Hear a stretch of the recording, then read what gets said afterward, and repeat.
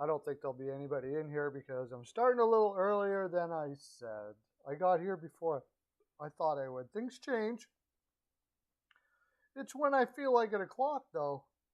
That's for sure. Hopefully, it's when you feel like 8 o'clock as well. This is the Pearlo Wisdom Show. I'm going to talk about that game last night. The Edmonton game.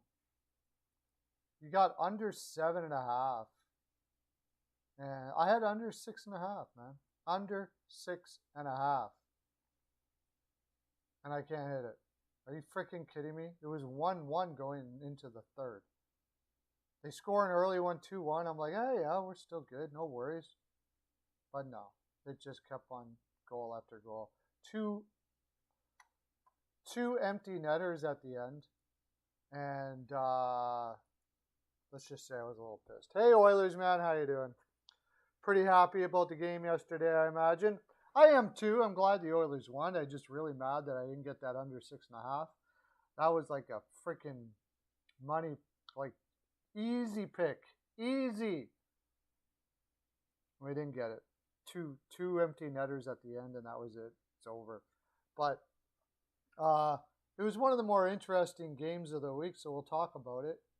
Of the night. Like, everything is interesting about the Oilers right now with their new coach and all of that stuff like that. LA just played a perfect game until the third, and then they just kind of all fell apart. And the Oilers, you got to give them credit. They kept plowing away. They didn't start getting in a defensive shell. They still played fairly well offensively. Nugent Hopkins potted his 7th. Fogle potted a couple. Was that a line? Nugent Hopkins, Ryan,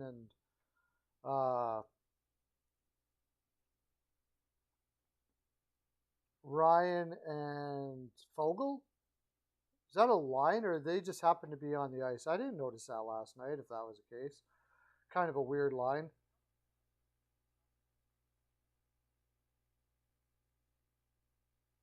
Oh, at the end of the third? Yeah. You missed me swearing a lot when the Oilers put in their second empty netter because it screwed up my under. And I wasn't too happy. Philip Deneau got his 13th. That's his career high, I think, in goals from Arvidsson and Doughty. Kaylor Yamamoto coming alive. And I said that. I've had a feeling that Yamamoto was going to come alive now with the new coach. Yamamoto did not click with Tippett at all. And the funny thing is, it seems Tippett kind of liked Yamamoto, but something wasn't working there. And he potted one last night. Zach Hyman gets 15th. Quietly had a very good game.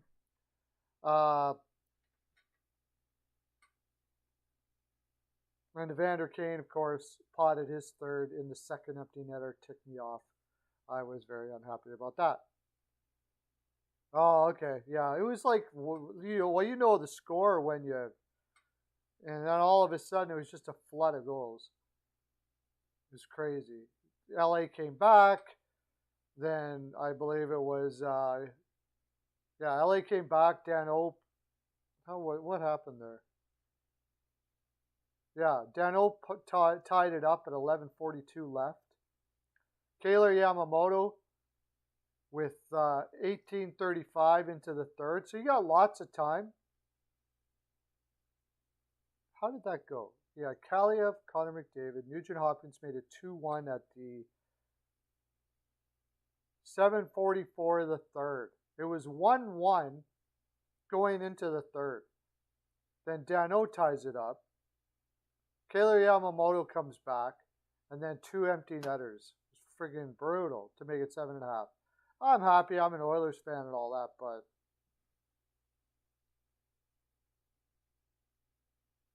I wasn't happy about that. I got people that rely on me to hit those picks. So Broberg played 11 minutes last night. He didn't look bad. I like the idea of playing 7 defensemen for them. He gets to see which one of Broberg, Niemelainen, and Lagesson is going to make it. And It takes Evan Bouchard played 15, Nurse played 22, Barry played 17. That I don't really get. And then Cody Cece. But I think what he did is, and I think this is really smart, is he realizes that he doesn't really have the pieces that you want to be able to do every situation on the ice with their six-man unit. So if you play the seventh guy, you get guys that can take some minutes to make guys like Cody Cece and stuff play their normal where they're most effective at.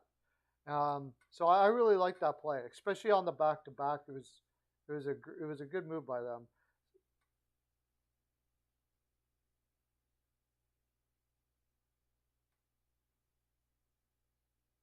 Yeah. Well, I mean, a month ago they had a good goalie shortage. With Smith being out, I guess. For sure, Koskinen's going to have to go somewhere, though. I would say. They put Skinner down today.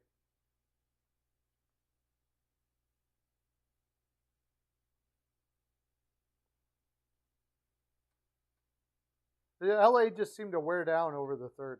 And I don't know. I thought it went like the opposite of what I thought it was going to be.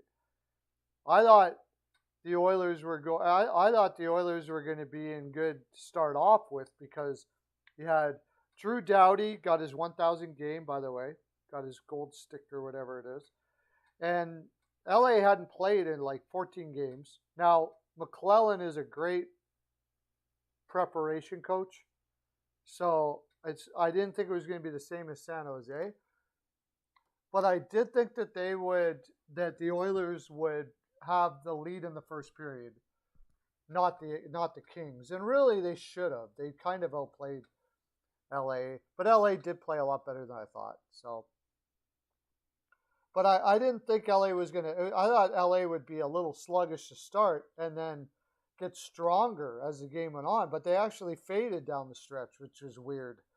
It's just not what normally happens with teams that have had long layoffs. It's usually the opposite. So it's kind of strange.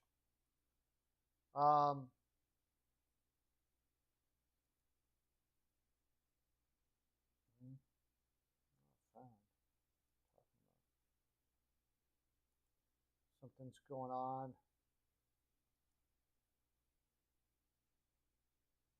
There you go. So Blues and Senators, I didn't watch much of that game. I was positive the Blues were going to take it, though. Murray is out now. Murray got hurt again. That guy comes back.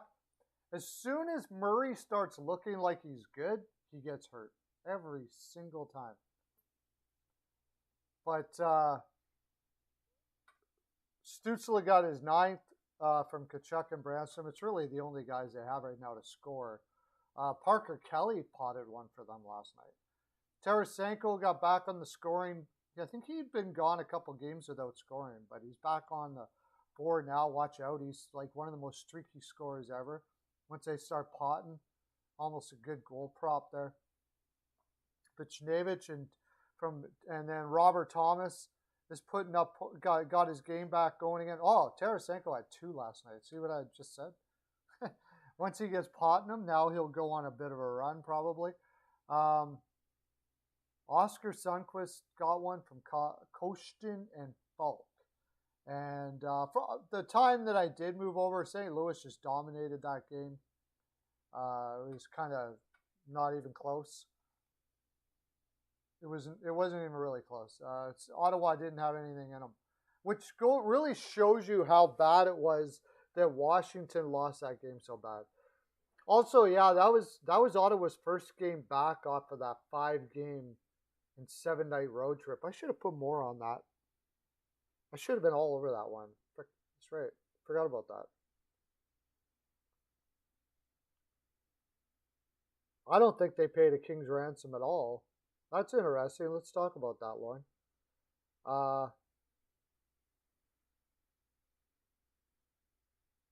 You're talking about the Wolves?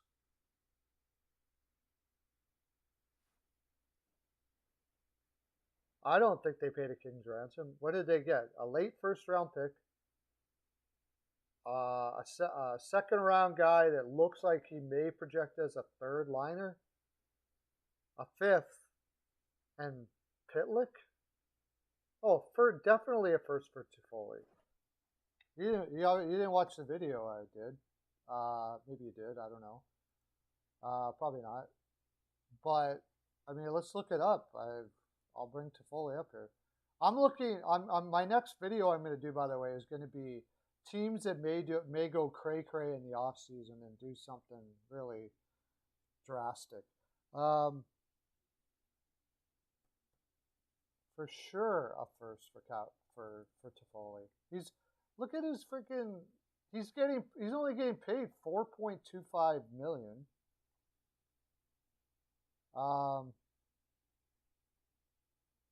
Calgary still has room, by the way. They're going to be still adding more yet. I think they're going to look at guys like Yarncroc stuff. I think they're going to try to pick some guys off of Seattle. Wouldn't be surprised to see Gino go back there too. Georgiano. I don't know if you've been paying attention, but Tyler Toffoli is 2020-21. He was on a over 40 goal pace. This year he had 26 points in 37 games on an absolutely horrific Montreal team. He's one of the few that produced. He has a 30-goal season on his record, and a 24 and a 20, and he averages about 50 to 60 points. And those were on LA teams that were, well, very defensive minded. Actually, Sutter was a coach of those teams. He's won a cup. He's a guy that can pot 30, especially on that Calgary team. For sure, he's getting a first. And his contract is beautiful. $4.2 million for the next 3 years for a guy that can pot 30 goals. That's awesome.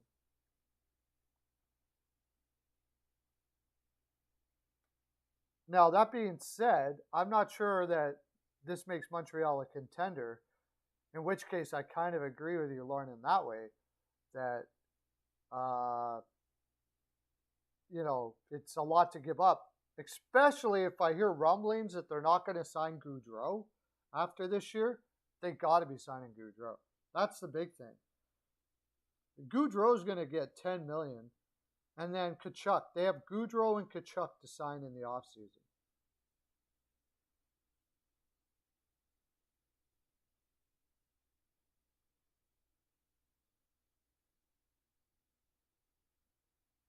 I don't know. Maybe Stepan will stay there for a league minimum.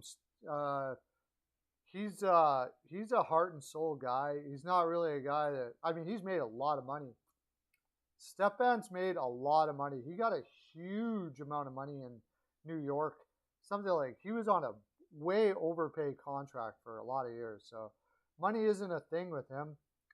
If he loves the environment in Carolina, which I think he probably will, he's playing with a whole bunch of ex-Rangers and stuff like that. Maybe he'll be willing to take league minimum to stay in Carolina. It's possible. Well, give Claude maybe a 3-year deal. You can offer that to him, but that doesn't mean he's going to take it.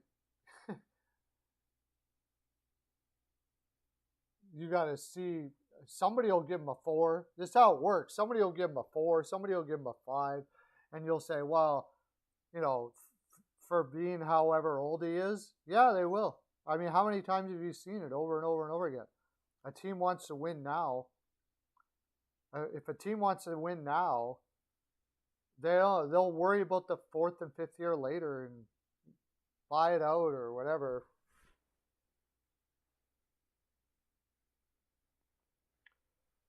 I think Lemieux embellished it a little bit, but Evander Kane, in that spot, you can't punch somebody in the head like that. The referee was holding on to Lemieux with both hands. Hey, Leafs addict, how you doing? And he just popped him in the head. Now, did Lemieux embellish it? Yeah, probably. No doubt about it. I mean, but Kane can't do that. You just can't. You can't just punch somebody in the head that's being held with both hands by the referee. The referee had his hands like that, and he basically sucker punched him. So you got to give him a penalty for that for sure. I don't know. I would have given him a penalty for that. I'm an Oilers fan, so I get in trouble with Oilers fans or with on all that stuff like that because I don't know. I don't look at the game with emotions. I look at my wife will tell me you're too practical. I'm practical. I look at things from a practical perspective, and I think he had to get it. Is Kane a dirty? Yeah, he is. He takes penalties all the time. Kane is freaking a dirty player, yeah. Not like dirty, like, not like dirty, like, you know, doing ridiculous things. But, I mean, like the kind of dirty you want on your team. The kind of dirty that the Oilers haven't had on their team. Maybe Cassian before he had his hand problems. No, he won't get suspended for that. No, it's not a suspendable thing. But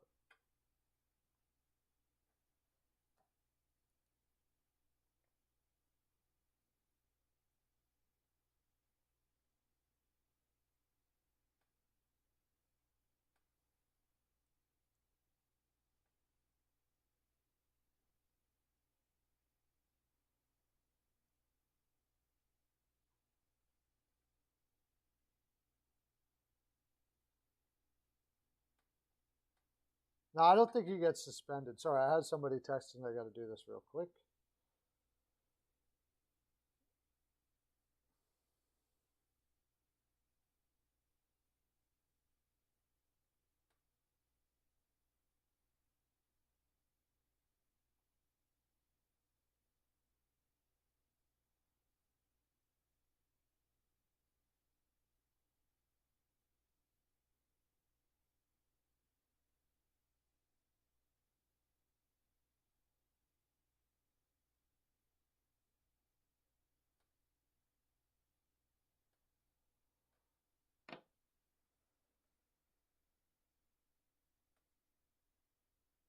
Well, the energy has definitely changed in Edmonton. There's a few interesting things I see there that Woodcroft. What I'm starting to realize, what I'm starting to think Tippett is Tippett did not respect young players very well. And I don't necessarily, I shouldn't say respect. It doesn't appear that Tippett appreciates what you need to do for young players in the league today. Tippett is probably more old school than I even thought he would be. Yamamoto looks a lot better. You know, when I really saw that with Tippett, and I was mentioning this on the live stream last night with Peyton on the radio. You guys, by the way, tomorrow night I'm going to be live with Steele and Lance for Steel Flyers for Hockey Writers Inc. Talking Flyers. If you want to listen to that.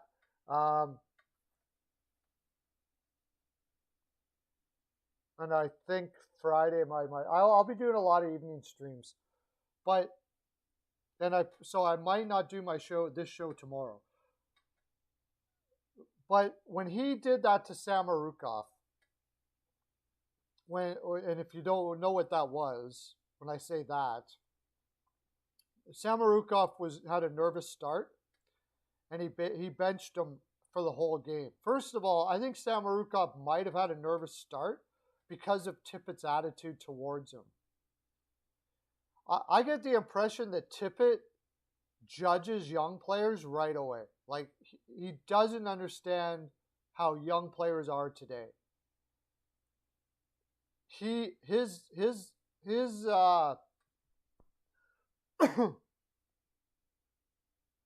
it appears that towards young players, he's sort of like, I'm not going to give you accolades, or I'm not going to give you any time of my day until you prove to me that you're good enough to be here. So a young player comes in and he's wanting to feel like he's accepted and that, he's part of the team. And basically you got the coach giving him a cold shoulder before he even gets started. Now, the old school way of doing things is a lot like that. But this is the thing. I'm not saying one or the other is necessarily right or wrong. To tell you the honest truth, I know it's not right for today. That's all that matters. But it used to be that players knew if they were a rookie or whatever, the coach wasn't going to sit there and pat your back and say, oh, you're really good and all that until you proved it. They weren't going to sit down beside you and say, hey, son, thanks for being here. I hear you're really good down there. Giving them encouragement and saying, we want you to win here and all that stuff like that. Back in the day when a young player came up, what they would do is basically cold shoulder them. That was the player's job to make them feel like they're part of the team and all that stuff like that, not the coach's job. And what a coach wanted to do is to see if he was going to listen to what the players told him that the coach wanted. So the coach wasn't telling him, the players were telling him what the coach wanted and how he wanted him to be.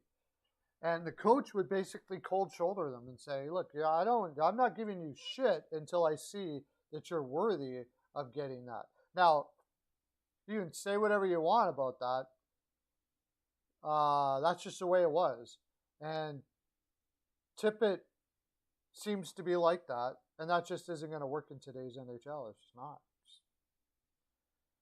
It's just not. It's not going to work in today's NHL. And I was really surprised that Tippett was like that. Like what he did to Samorukov 15 years ago, nobody would even have thought twice about it. Like it would have been like, yeah, the kid didn't do whatever. They're going to send him down and that's it. But in today's NHL,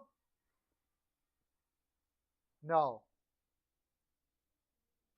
In today's NHL, no, it doesn't play that way. You just can't do that anymore.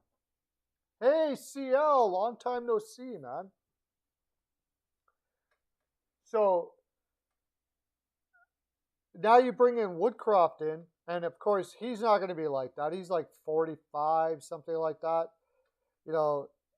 They already knew of him down in the minors. Most of these guys, they knew he wasn't like Tippett that way. And here's the other thing. They got a young team.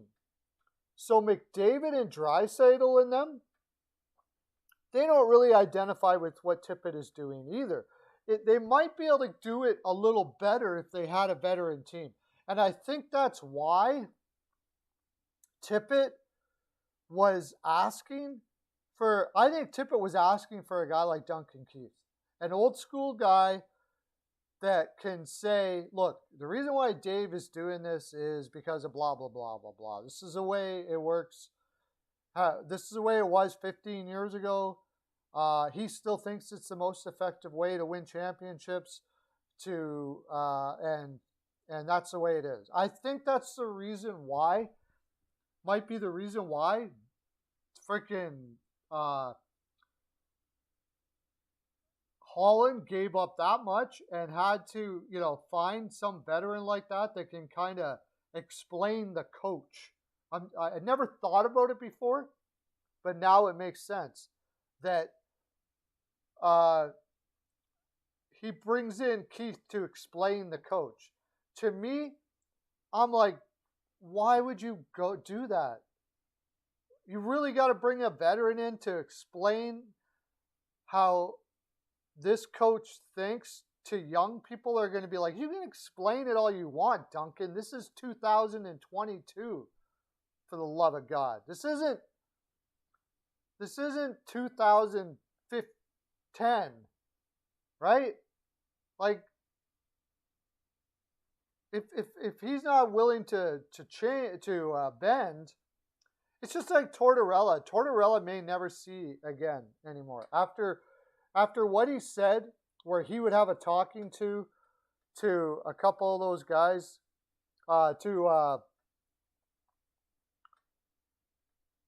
what's his name? Anaheim. Why do I always forget his name? For doing that fancy goal, Morano. I remember Morano all day long for some reason.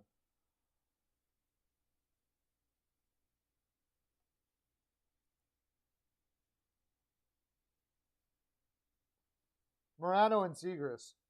He would have a talking to them about showboating and all that stuff like that when they made the move. Woodcroft, I don't think he's an interim. I think he's going to be there. I think he's going to be there, especially if Edmonton keeps on playing the way they're playing. I mean, I like a lot of the things that he's doing. Zegras, yeah. I like a lot of the things he's doing. I like the fact that he's basically allowed McDavid to blow the zone. He's basically telling McDavid, I don't mind if you blow the zone sometimes. Your offense is going to make up for your defensive liabilities anyways. I like that a lot. I think Tippett was stagnating McDavid with his defense. I'm pretty sure that's what he was trying to do. And he didn't have the team for it to play that. You know, it's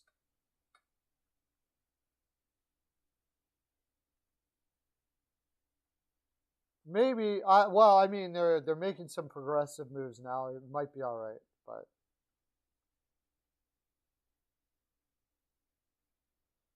Paul Maurice, I think he'll probably coach again. It's in his blood. Paul Maurice has been thought of as a coach since he was young. I remember reading a whole bunch of stuff on Paul Maurice when he was young, and like everybody knew he was going to be an NHL coach. He was born for this.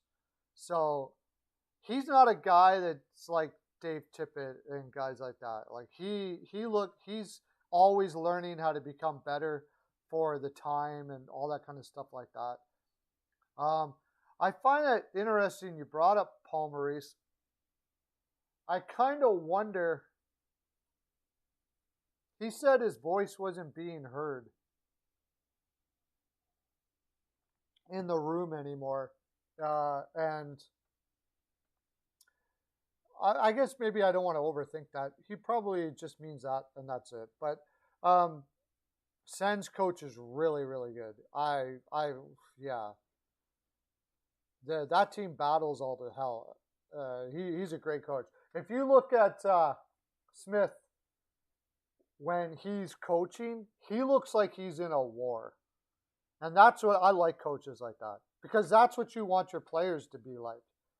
He looks like he's in a war when he's there. He's got his leg up and he's got his arm down. He looks confident, but he looks like we're gonna bust some ass here today, boys. Like, I love that, man. Yeah, I agree, Lauren. He's fantastic.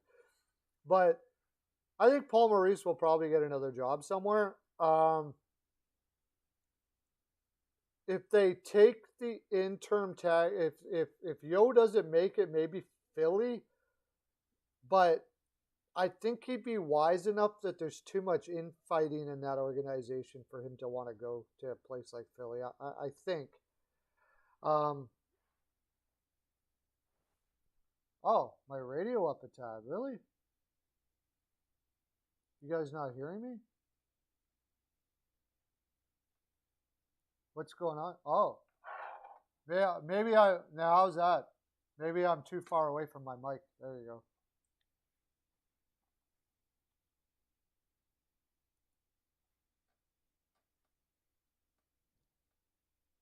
I could see it.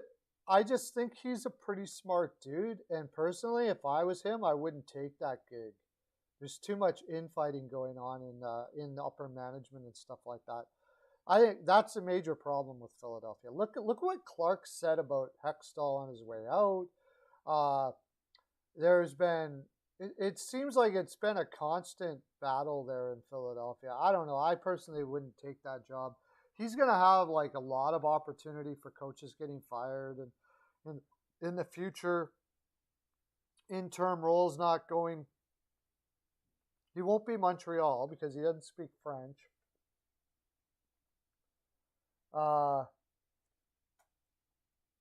It's kind of hard. There might not be a spot for him for a while. That's the thing. Like if he really wants to coach right away, Philly might be the only place that he could consider. If Washington pooches out early, maybe Laviolette, I could see that. Something Washington. I don't think Chicago's going to keep the coach they have there either. But then again, you've got all the problems with Chicago, so I'm not sure he'd want to do that either. Just looking at a couple teams here that might. Oh, a good one would be like. I think San Jose San Jose might be thinking about getting another coach again. I could see him. That'd be a good little retirement gig for him. What GMs are looking for jobs? What do you mean? Like, well, who's the next GM going to be fired? I don't know if you're going to see one for a while now. I don't really see anybody that Montreal just hired theirs. No.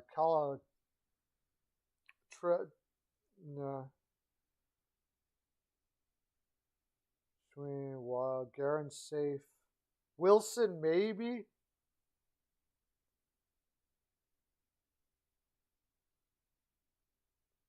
Drury, no. Fitzgerald, no. Poyle, I think, is ingrained in Nashville. I don't think that would ever happen. Stevie Eisman's not going anywhere. Anaheim just basically hired theirs. That's right, Pat Verbeek. Yeah, so there's not really any real possibilities there. Maybe Wilson. No, I don't think so. I think even if they lose in the first round, Kyle Dubas doesn't lose his job. Well,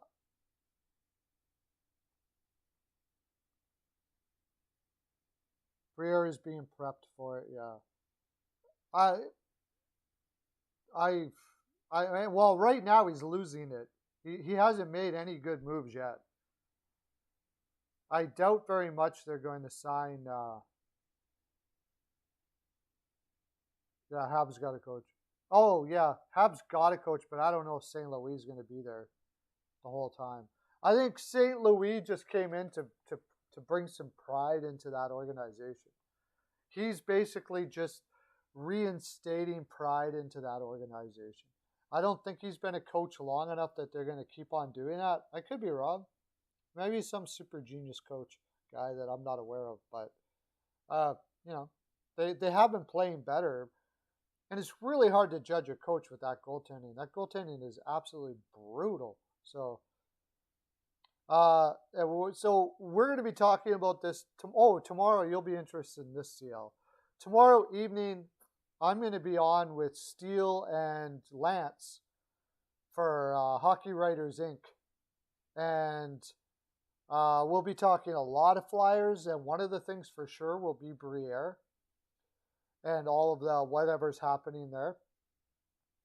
I personally think they need to replace their development system there, maybe the scouts as well. They got to redo it all.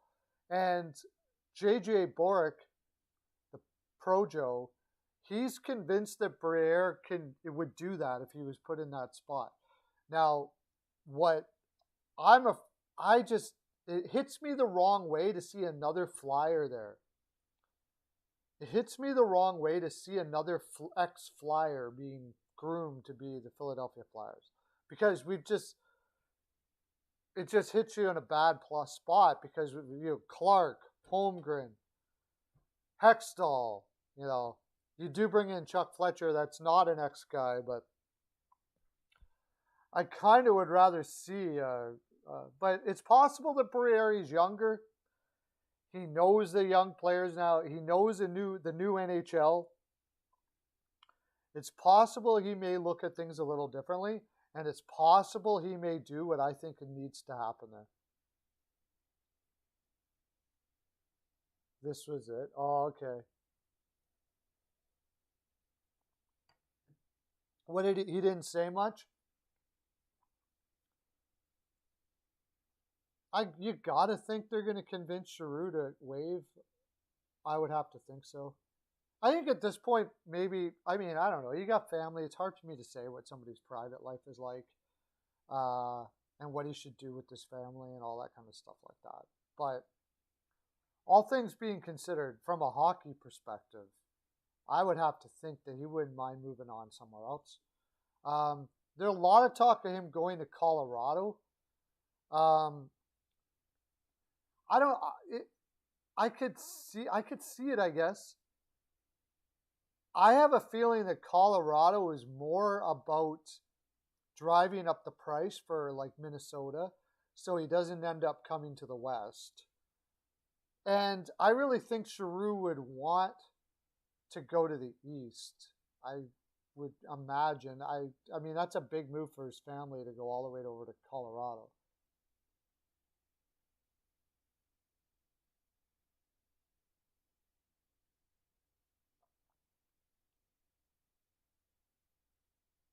Well, there's a couple that work. I mean, Joe Sakic obviously worked really well. And Steve Yzerman worked really well. But the thing about Joe Sakic and Steve Yzerman, both of them were considered super geniuses when they played. Nobody ever thought of Holmgren as a super genius when he played.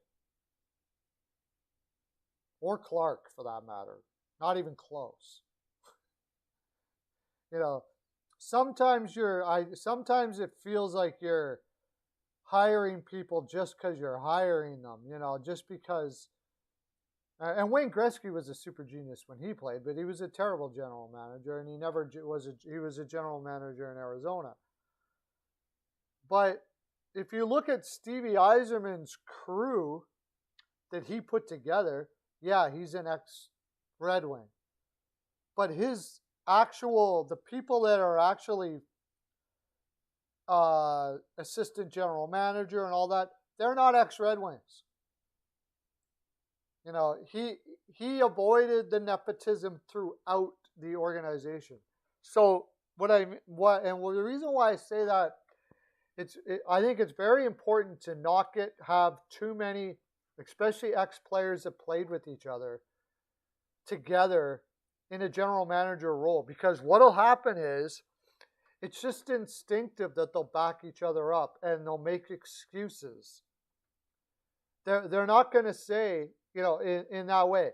And then after a while, and this is what you're seeing in Philadelphia, they'll back them up, but in their own mind, they're realizing, no, this isn't good, but I can't say that, because it's a mentality you get as a teammate. You always are backing each other up and supporting each other. But as a general, when you're in a manager position, you got to be able to tell the guy, you know what, like, I don't agree with you, dude. And not only that, but even like in the media or whatever, or keep your mouth shut. You don't always have to butter up the other guy over and over and over again.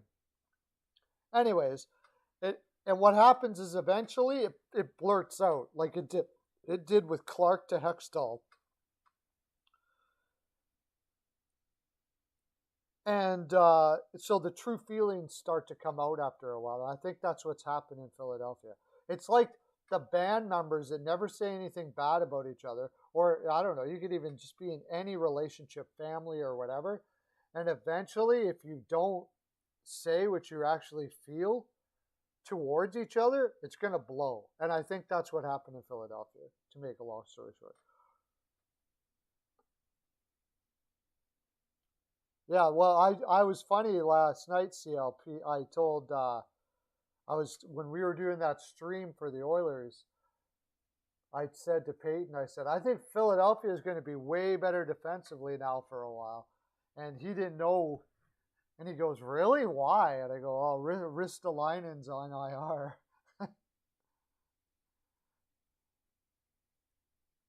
I don't know. Justin Hola, he might get traded.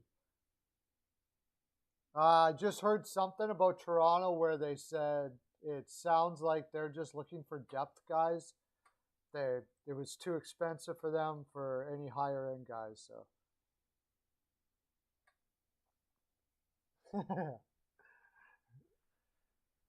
Skinner got sent down. Yeah, he really had no choice. Koskinen's coming off the IR. They can't really send him down. I don't know why not, though. Why not send him down? You get a little bit of Brian Sports Entertainment. Okay, I gotta freaking watch your stuff. I'm putting you in right now. After this, I'm gonna watch your stuff. I'm not forgetting this time. Everybody sub up to Brian. What I have watched, I've really liked. Brian Sports Entertainment.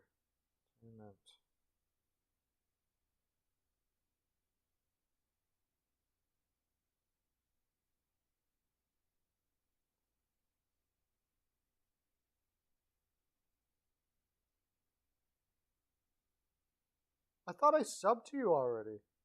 Is it? It's called Broadcasting Brian, right? Oh, you know what it was? I just subbed to you on my other account now, so I gave you another sub. That's what I did.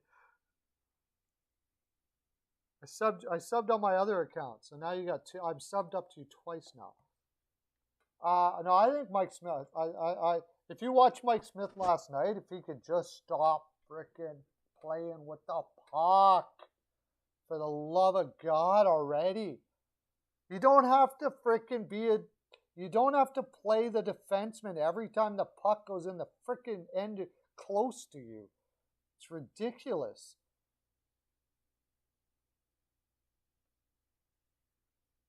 He started last night. He played last night and he scored a goal, Joe Rogan. Thanks for coming in, by the way. Woo! Joe Rogan. Big hype in the chat for Joe Rogan and Brian, Sports Entertainment. Sports and Entertainment.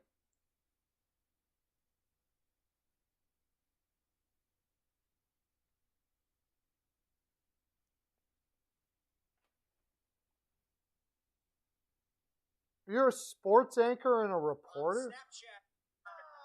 Stay tuned for a look at what's coming up this summer. And the ref.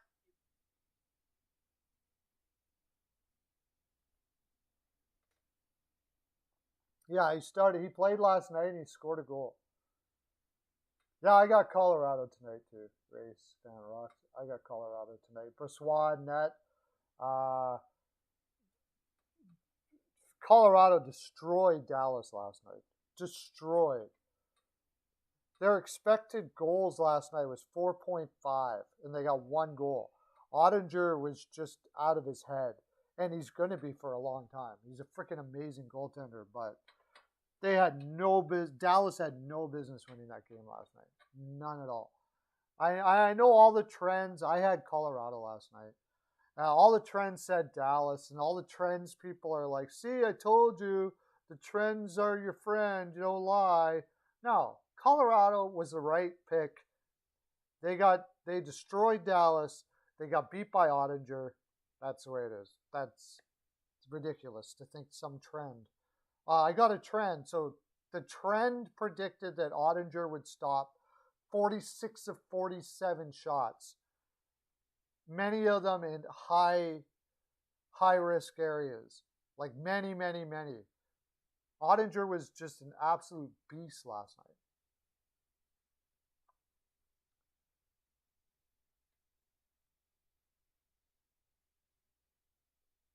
Yeah, I'm pretty sure Eichel's neck is 100%.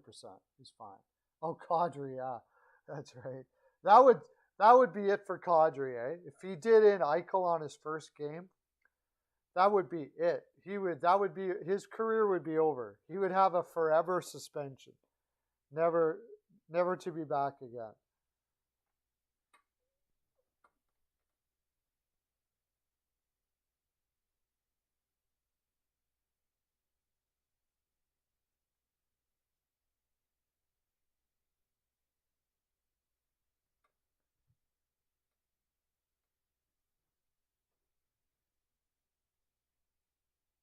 I don't know. Like I said, the trends to me, uh, you got Eichel coming in. I don't think is a benefit right now for Vegas. That's going to push.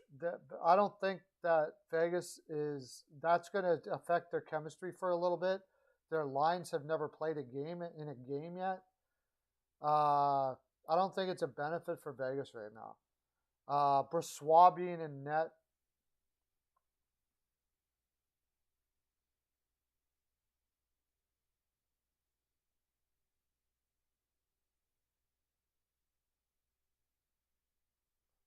Colorado is 33-3 on back-to-backs the last couple of seasons. Wow, that's crazy. What I heard some crazy stat about them after a loss. After a loss in the past 2 years or something, they are like ridiculous. I can't remember what it is, but are you sure that wasn't after a loss race? The Leafs, yeah, the Leafs picked up a guy that doesn't matter.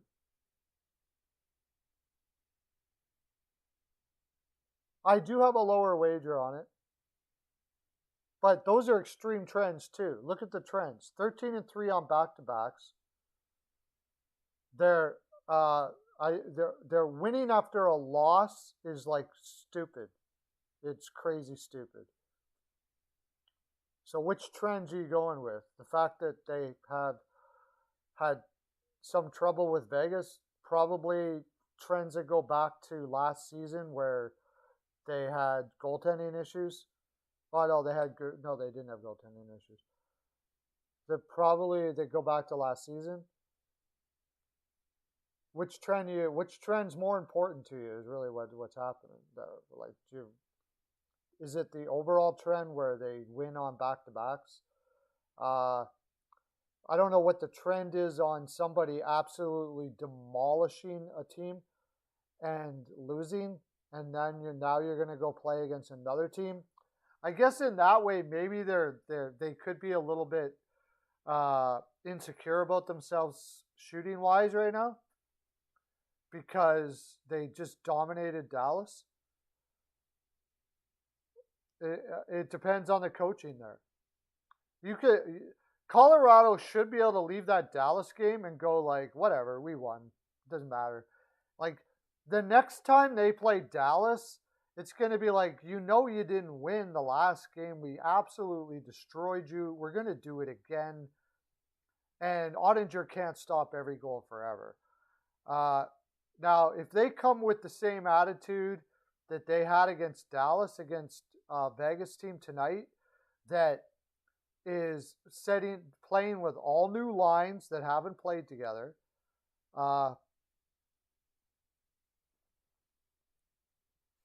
Playing all new lines that they haven't played together.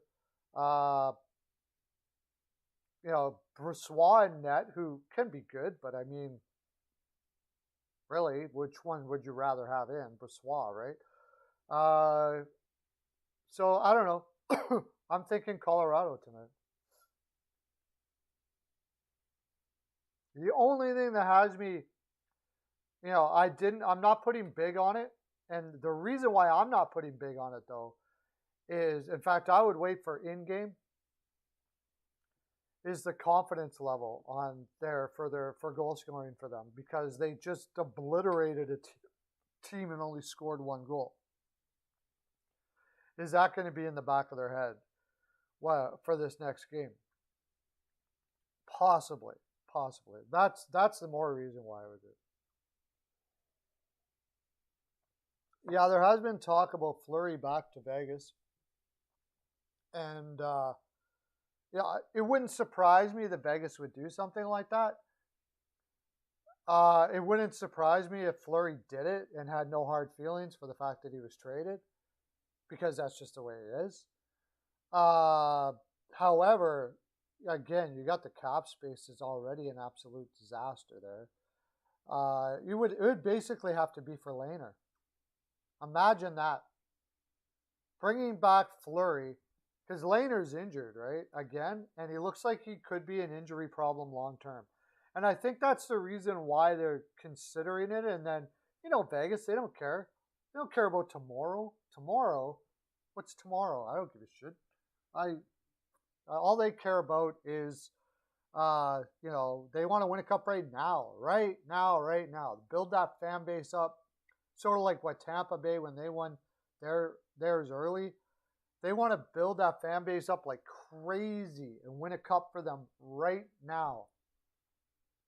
So this fan base the fan base they have there has it in their minds that we were the champions, and they went through that whole experience of having a team winning and all that kind of stuff like that.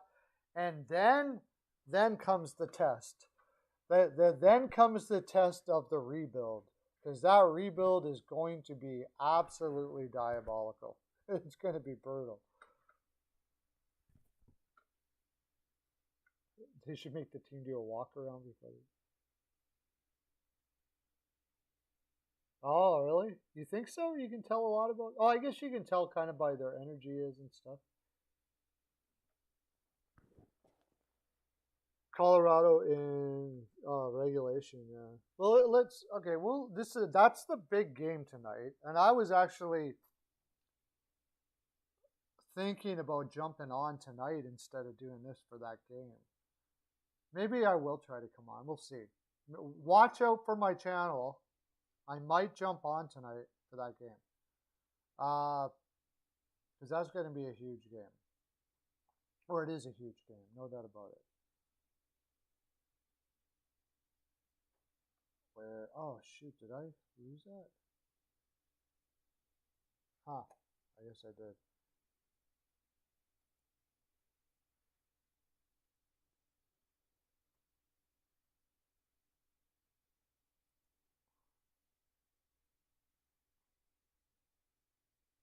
Okay, so I think it's probably an over too. I hate 6.5s for over, but I think that it'll probably be an over. You got Passois in net. Colorado will be pissed that they only got 1 goal. They're putting on a show. Vegas wants to put on a show here, even if they do lose. I think an over is likely. So they lost 6-0 to Calgary. That's a little bit concerning. They're coming off a Western road trip too, right? Oh, a small one.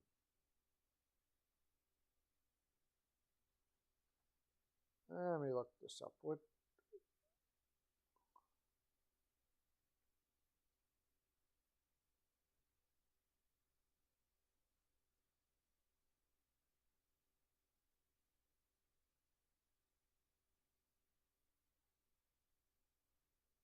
Oh no, they haven't played for a bit.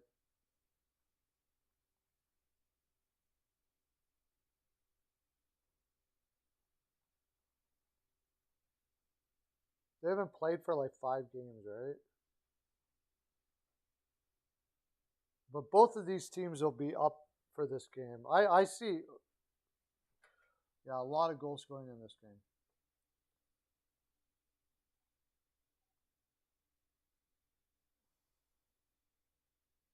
They haven't played 1, 2, 3, 4. Wow, they haven't played in a while too. So they got to get their legs moving right away. And Colorado's legs are ready to go.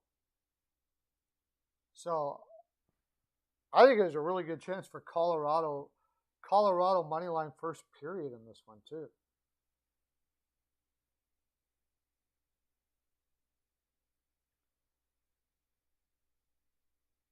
Panthers. Yeah, there's a lot of great games tonight. Panthers, Hurricanes.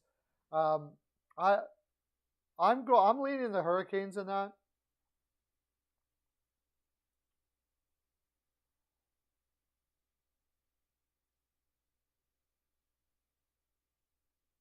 I don't know if it's a road. I'm going to be really interested to see how the Panthers are off of a long break. Like this is a really long break. Every team so far, I think it's every team. I don't think there's one team that has won coming off this break. And you're playing against a Carolina team that has all their defense back. Uh, I I don't think that's going to be an over either. I think Florida's going to take a while to get their legs moving.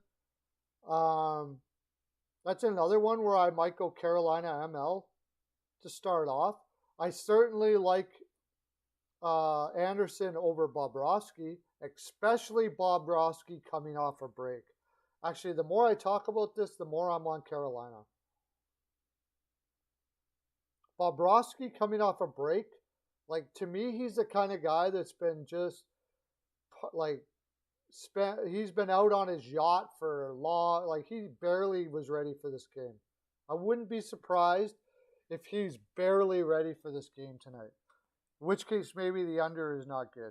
I think Carolina could do a really good could do a number on Florida tonight.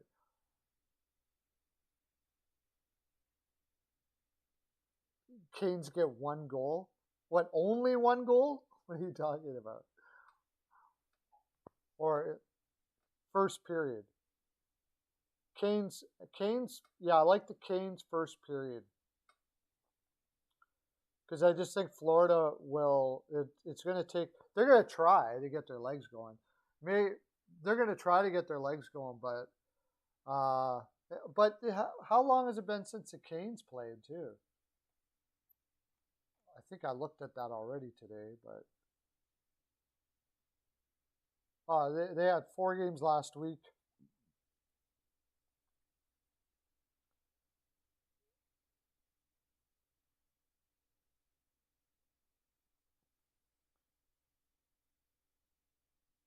They've had a couple days off, but they should be okay. And that was on a road trip.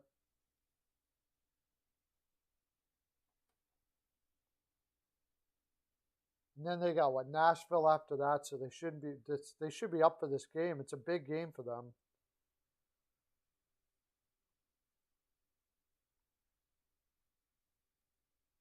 But yeah, I don't know. Like honestly, I don't even care about that back to back. They're on such a high right now. I don't think that back to back matters at all. Not to, and they got and they played Vladar last night, so they're playing Markstrom tonight. Yeah, Markstrom is a beast right now. Markstrom is a beast coming off of a rest. He's the one goaltender that give him like halfway through the second half here and talk to me about Markstrom. But when he's rested, Markstrom's a beast. But he seems to tire. Went 9 rounds in the shootout. Wow, I didn't even know that. I had the under all day though. Yeah, that's good because they're going to need somebody to dominate there. That kid, if they're going to need somebody to dominate. Yeah, Swayman could possibly be one of those young goaltenders like Waugh or Brodeur or somebody like that. He could. He's definitely got the talent to be in that stratosphere to make a run like that. Right now, though, I think the best young goaltender that nobody's talking about is Ottinger. That guy is. I've been talking about him for a while, and he's just getting better and better. It's crazy how good he is.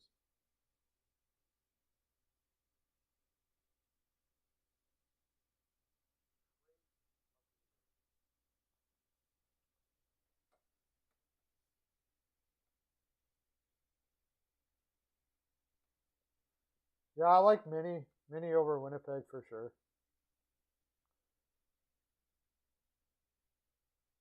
Husso, yeah. Husso's, yeah, he's great too. But I even think Ottinger's better than Husso, believe it or not. I think Ottinger is even better than Husso right now. Which is not saying anything against Husso. Husso's been fantastic, but he's got Bennington rattled all the crap. Like I think they're gonna probably end up trading Bennington and not getting much for him, much like Pittsburgh did with Murray to Ottawa. He's got to go somewhere and get. I don't know, man. The kid is just so immature. He's an arrogant kid, and arrogance to me, people say, well, it's good that somebody's arrogant. No, it's not. It's good that someone's confident. Arrogance comes from insecurity, and he's arrogant. Um, so there's an insecurity in there, and when he gets pushed, he's trash. Like he is trash.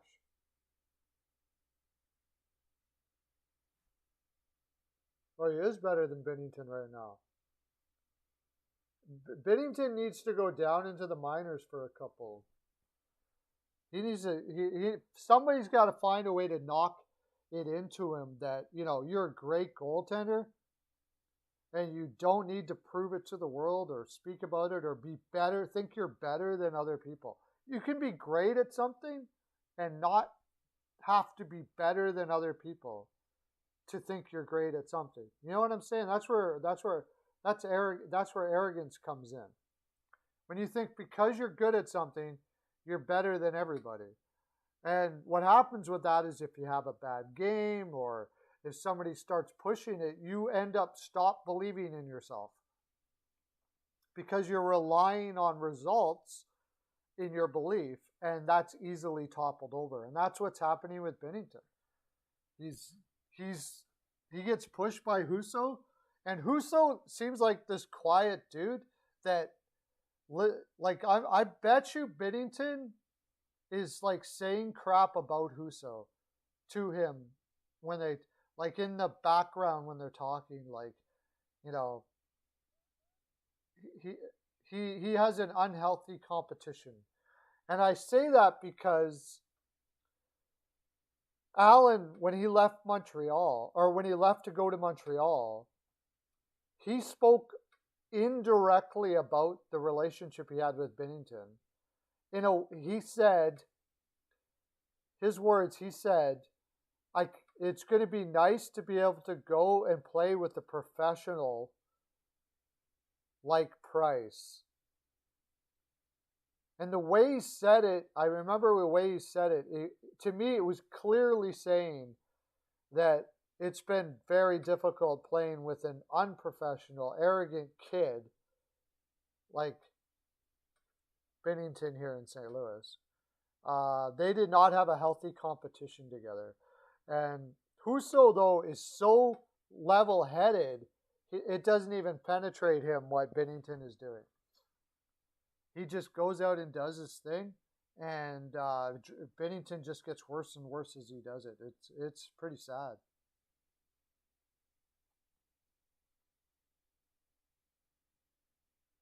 No, I don't want Bennington. Jeez, I hope the heck Edmonton doesn't. He's making a lot of money too. I think Bennington would have to go, I think, to a very experienced team with a very experienced goaltending coach and goaltender backup that can help that kid have confidence, have a healthy confidence in himself and stuff. I don't know where that would be. I get this feeling. I get a feeling it would be the New Jersey Devils. I could see the New Jersey Devils doing something like that, but they got a young team, so maybe not. I don't know why. I got a feeling that they would do that. I don't know what Lindy Ruff could do to help him out, or whatever their goaltender coaches are. The problem is, I don't know what their Blackwood has struggled there. I don't know if they have the best goaltending coaching there. So He's very immature. He had a late start in the NHL because of his immaturity. He seems to be like he's got all the talent in the world, and he won a cup, so he rode that arrogant confidence for a while. He's got all the freaking tools in the world. The guy could be uh, absolutely amazing, and he's got that kind of feel that it'll come together as like one of those late guys that go right out off the moon again. You know, he's got too much talent to not succeed in a lot of ways. By where he would go,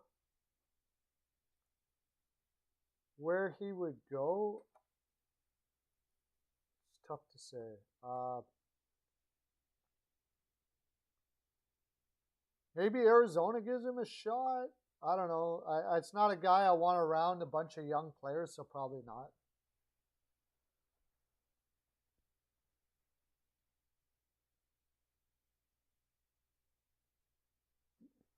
Same as the Buffalo Sabres. Like the Buffalo Sabres need goaltending, but I don't think they've had their share of problems in the room, I think.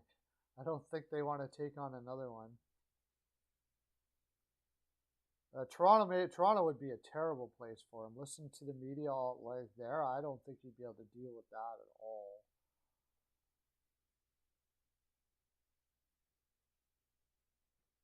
Chicago, maybe. Maybe Chicago would give him a shot. They've got a lot of veterans there that can. They got a good history of goaltending coaching and all that stuff like that. Maybe Chicago. But the thing is, St. Louis is up against the cap. And they could really, if they're not going to choose him as a goaltender, they can bridge Husso, trade him. Of course, Chicago's got cap issues too. And maybe get a, I don't know what you would get back for him now, though. After you'd be trading him on a low value point for his career. You know what I'm saying?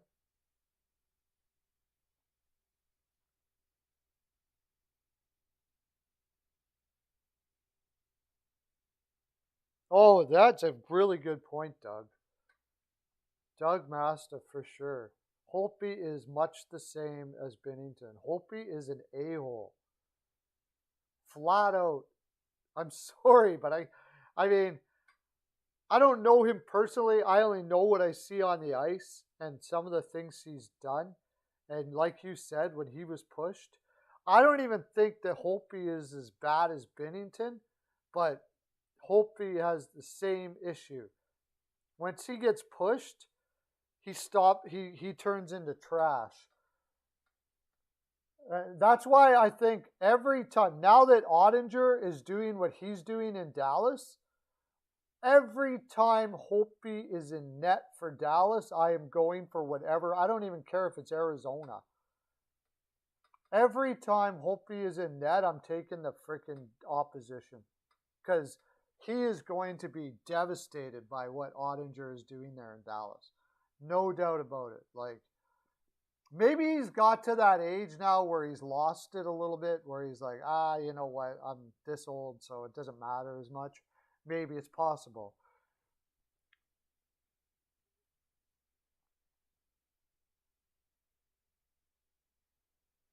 No, I didn't see the game. I was watching. I was watching other stuff. I slipped over to it a little bit, but there was a lot of games going on last night that I had I had in BPAL picks for my clients. So and the only thing I had on that one, Bill, was the under, which I got. So I wasn't, and it was sure way under. So I didn't have to worry about it too much.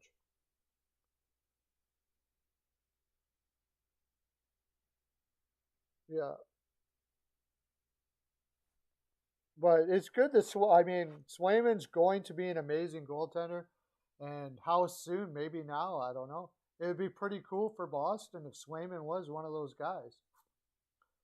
If he was one of the few in our generation that were lights out at his age. It doesn't happen too often. The fact that he's even playing in the NHL and doing well to begin with is already a pretty much guaranteed sign he's going to be an amazing number one goaltender. Think about all the amazing we are going into a goaltender generation, aren't we? We got Shesterkin, Demko, Swayman, Spencer Knight. Possibly you could put Billy Husso there. Sorokin, unfortunately, is getting left out to dry there for the Islanders. Am I missing anybody? We got an insane amount of goaltenders in the league right now, more than I think we've seen in a very, very long time. JT Miller is an interesting. I have a theory, and I think a lot of people are going to think I'm crazy, but I'm about to do a video on teams that might do something crazy. And it could make sense that they do something crazy.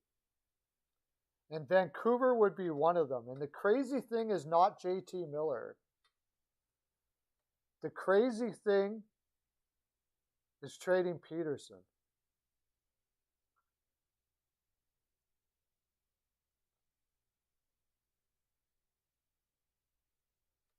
What if you... Now he's getting up there, though. Lindgren's like 27, 28. He's a late blooming goaltender. I'm pretty sure that's how old he is for St. Louis. What if they sign JT Miller? They got to do something about that defense. They have no prospects at all, hardly. What if they sign JT Miller?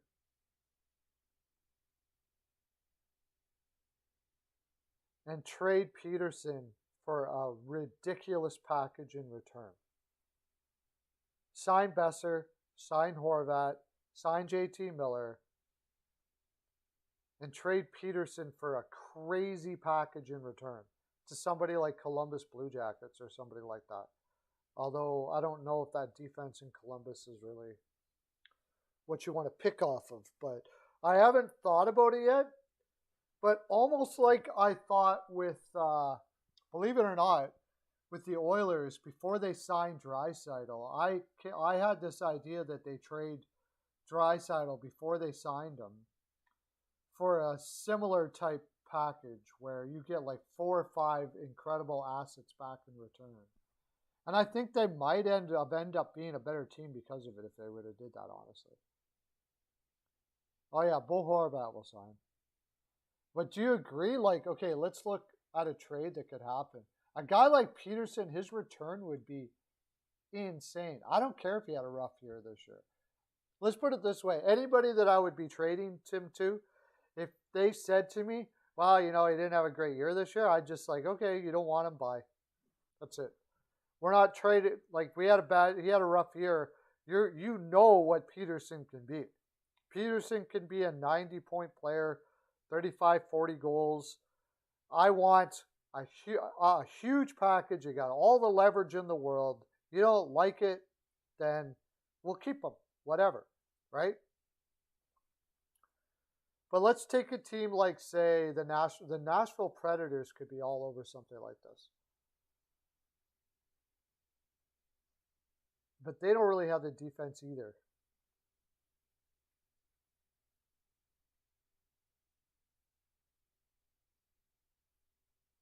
What about, like, take back Michael Granlund, which he can play wing or right wing, whatever. No, I don't think they got the defense. They don't have the prospects I'm looking for. I'm going to take a look at this. I'm going to take a look at this. And I'm going to look at I don't. Toronto, no, it wouldn't work in Toronto. I'm gonna take a look at this, and we'll see. And well, I can do it right now. What the heck? Who cares? Okay, Nashville would probably call, but that's not gonna work. What about the Detroit Red Wings? They need a second line center. I mean, you could take Pius Suter just for the hell of it. You don't really need him, but you could take him. You could play left wing. But the gold is going to be on their defense. I'd want, like, this is what I'd want. I want their first next year, Joseph Bellino. Forget about Pius Suter. I don't want him. First round next year, Joseph Bellino. So their first coming up, which is going to be a middle first round. Joseph Bellino.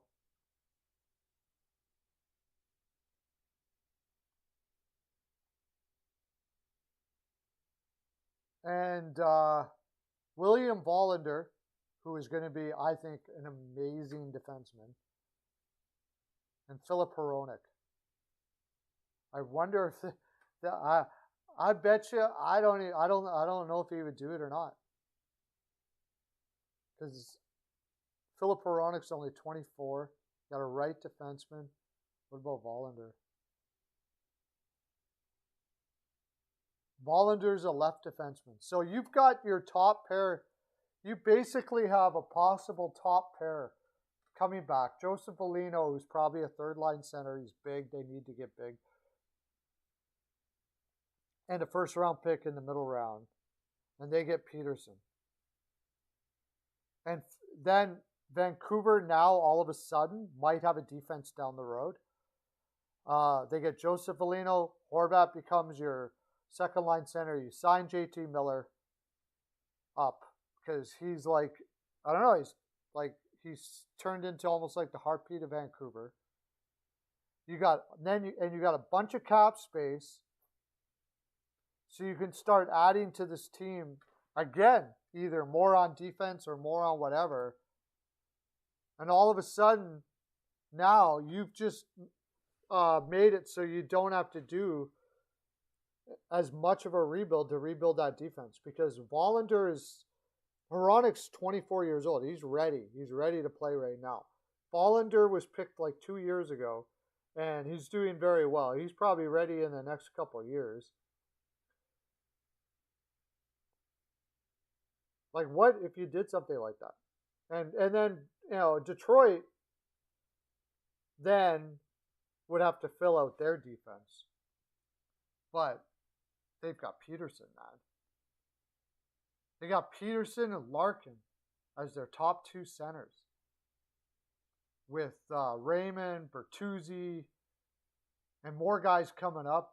And they have some young, they still got Edvinsson coming up, who's going to be a stud defenseman there. And a couple other guys too. Like they got the prospects that they could probably afford to do that deal. And now all of a sudden next year, if they add defense in free agency, Detroit's looking pretty close to a playoff team, man.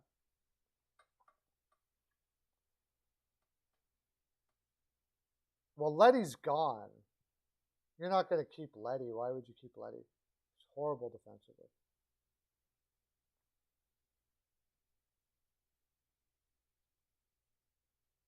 He's all right. Nemesnikov's a filler guy.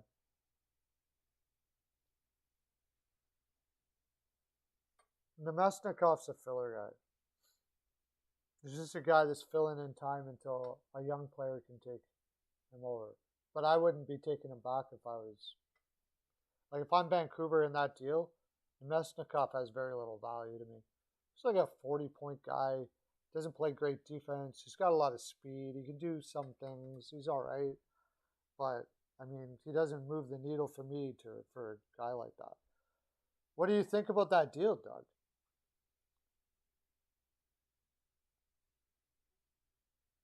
What do you think about that deal? You got, Hronek.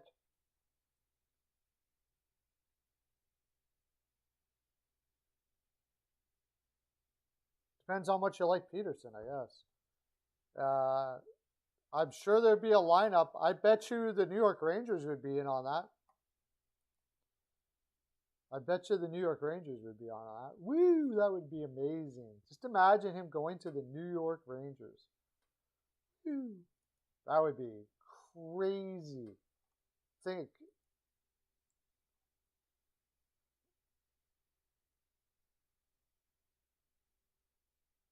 they would do that in the off season. You got to be getting back Kako. They got a lot of defensemen. I'd be very happy. I want Braden Shen all day. Braden Shen all day. Braden Shen. How is those other guys going? How's that Jaden Grube guy doing down in junior? Not bad. He's a big boy too, probably, right? Yeah.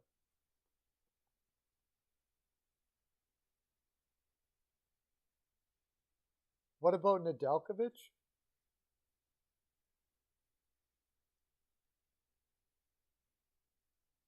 Robertson coming up for the Detroit Red Wings? Which Robertson is coming up for Detroit? Robertson?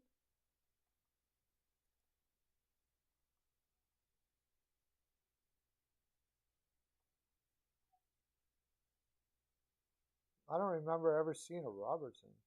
Oh, they've got Donovan Sabrango coming up too. He's going to be a gooder. He's putting up killer numbers in junior, I believe. Kingston, Ontario. He's from Kingston too. Oh, actually, no. Oh, he's playing for Grand Rapids now. He did put, okay. Okay, and maybe Sabrango's not as good as I thought. I thought he was more offensive than that. He might be all right, but who's the Robertson guy you're talking about?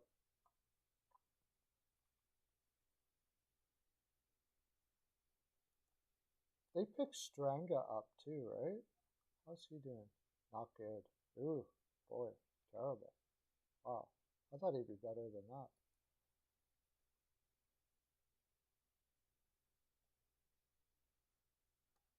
What do you mean by Pedersen and Nedeljkovic?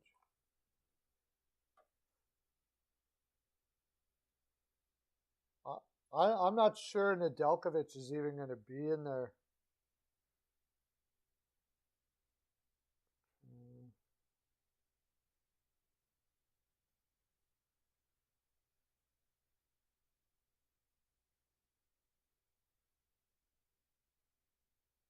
Oh, it switched.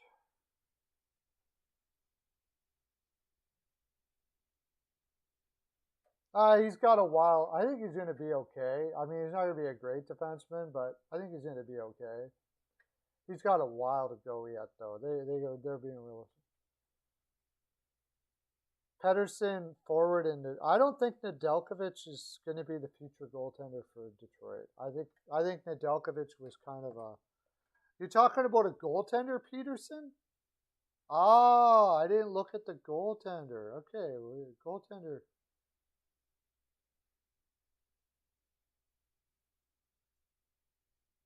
I don't even know about where are you getting this Peterson from? Are you talking about Casa? What do you mean? Philip Larson, Casa. How's Casa doing in junior? Oh, not bad.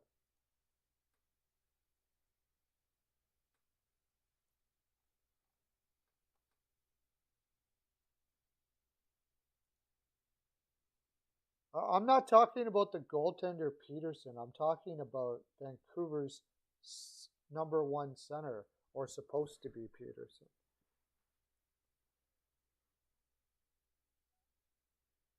Simon Robertson. Simon Robertson. What position does he play? Simon Robertson. I don't see him anywhere on their I don't see him anywhere on their list.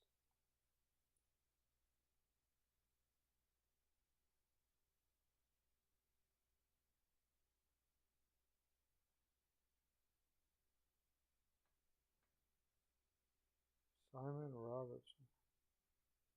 I see Niederbach. Honest view. I don't know what you're talking about, dude. Not on the goaltending. Is he a goaltending prospect? No. Simone Edvinsson.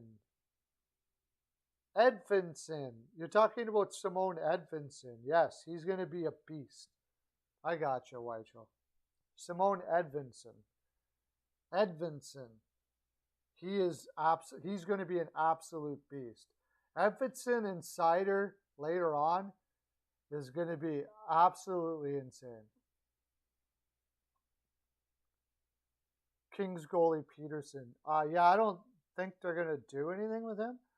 I do kind of wonder what they may do for goaltending down the road, though. I don't know if they believe in Peterson or not. I do kind of wonder about that.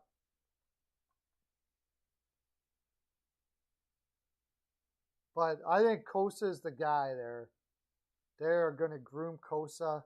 And until they're ready, until Kosa's ready, I think they're sort of timing that to when they're going to believe they're true contenders. Because getting Nedeljkovic, Nedeljkovic isn't that great. Let's face it. He wasn't that great in Carolina. And Anderson's better than Nedeljkovic, but I think that Carolina's kind of propping him up too, to a lot of degree. Any goaltender that goes to Carolina is going to put up good numbers. They're just so good defensively; it's unbelievable.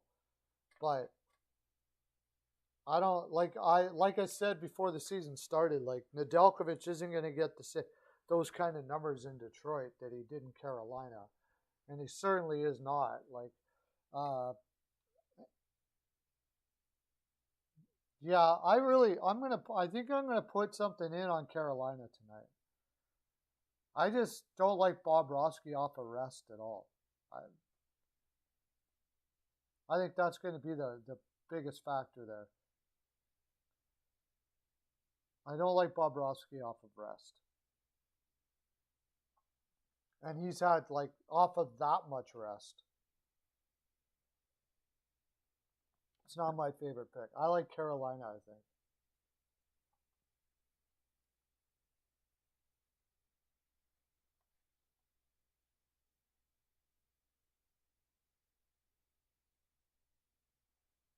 Yeah, Simone Edvinsson is the guy you're talking about. He's a beast. I was even going as far as saying that I would pick him top 3. And I think they picked him at number 5.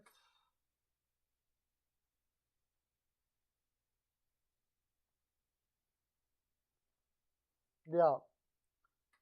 As much as I'm not a huge fan of Talbot, I still think Minnesota wins that game.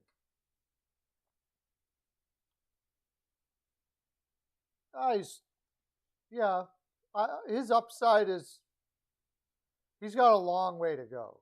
Nedeljkovic has got a long way to go.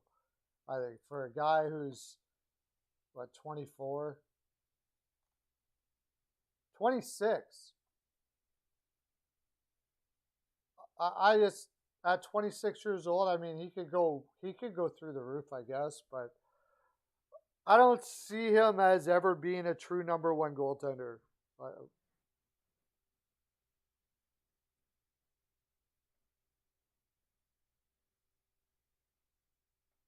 He could prove me wrong, I guess. And I know you're watching. I'm sure you're very, I'm sure he's offended by what I'm saying. But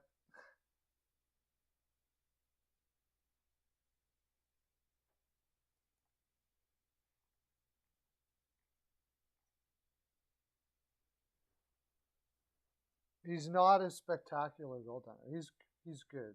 He's already 26 years old. That's young for goaltenders. I know that. I know that's young for goaltenders still. They still got upside. But really good, solid number 1 goaltenders, a high percentage of the time are much better than he is at his age. Ben Sherratt, well, apparently they tried to work out a deal to get Ben Sherratt. from the Flames. I have a feeling that they were trying to give him Valimaki for Ben Sherratt, but I think there's a lot of question marks around Valimaki right now, and they decided to fade it.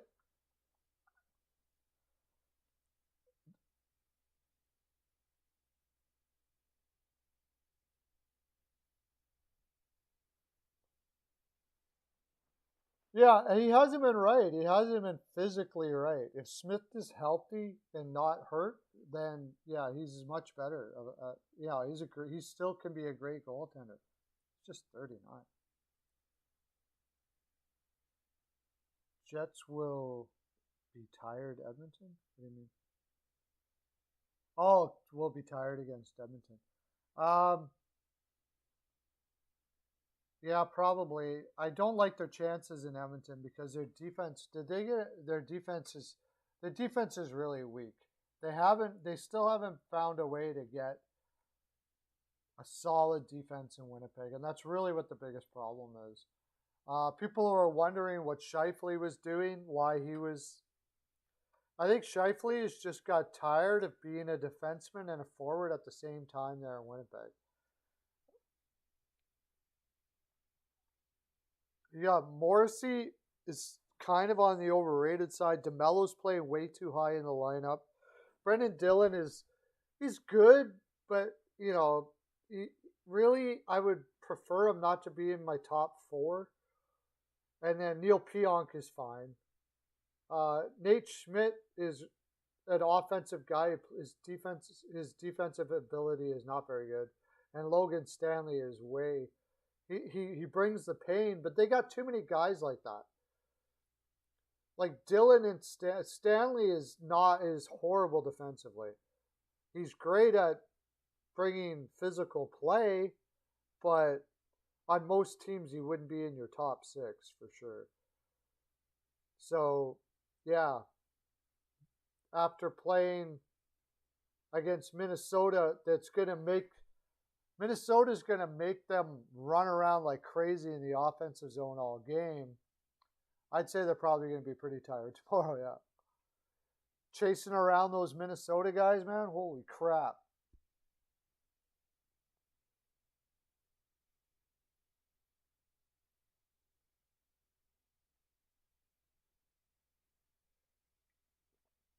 I don't know how you would trade for an upgrade with Nedeljkovic. Oh, I suppose. I suppose maybe you'd be able to trade for an upgrade, I guess. If it would be an older goaltender and on a team that's rebuilding or something. Maybe.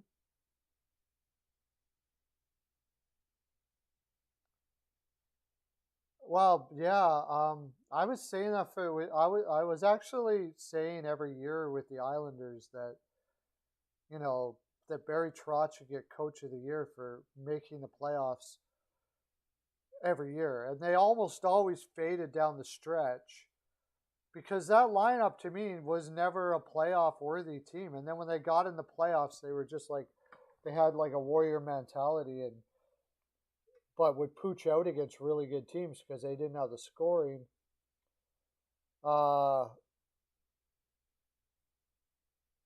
do you rebuild that team? Like, are you seriously going to trade? When you really look at that team, they've got a lot of overvalued players that I don't know what you would get for them now.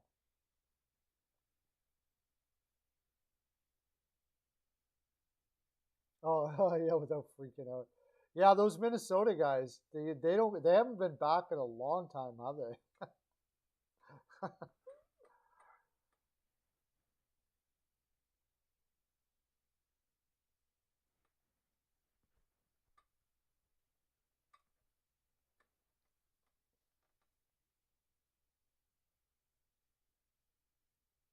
Oh yeah. Yeah, I don't think Izzy's going anywhere soon.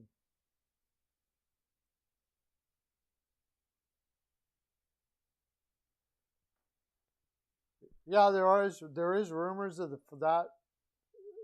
What was Shannon's opinion of that happening, Bill? What was Shannon's opinion of that happening? Or it was a rumor, and it was in Pro Hockey Rumors. They also apparently they called about Marc-Andre Fleury, and they also called about Georgiev in New York, because it appears this injury to Lehner is worse than is bad. Now, I don't know how they would go about doing that. I suppose they would have to, like, oh man, what would they have to do? Basically, they gave him away for nothing, and now they're going to trade back for him, and they're going to have to give something up. But what do they have to give up?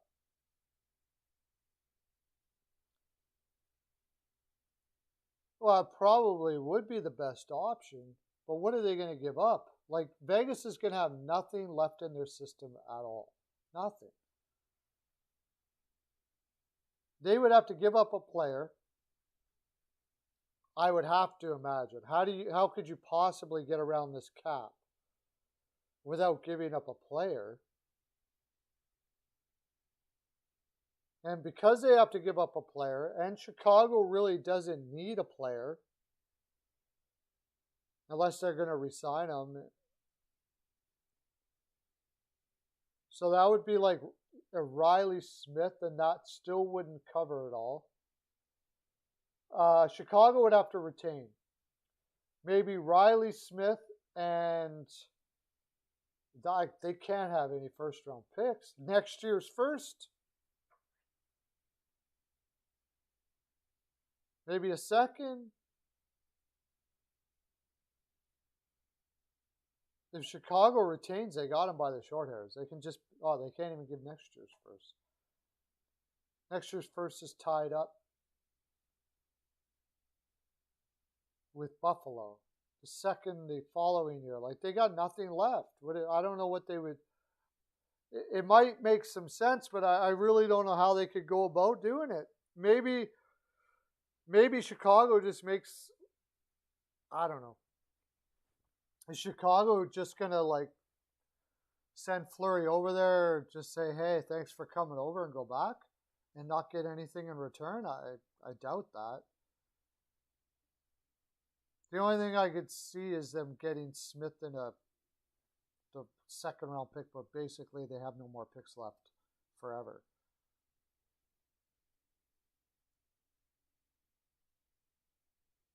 Oh, no, they wouldn't have to give up that much. For Marc-Andre Fleury? No. 4 first rounders? No.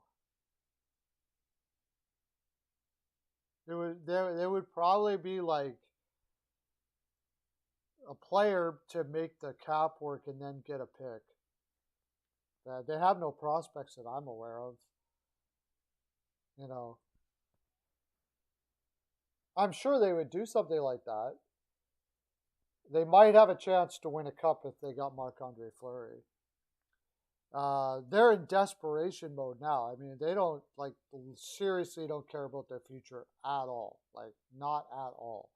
So, probably whatever they wanted.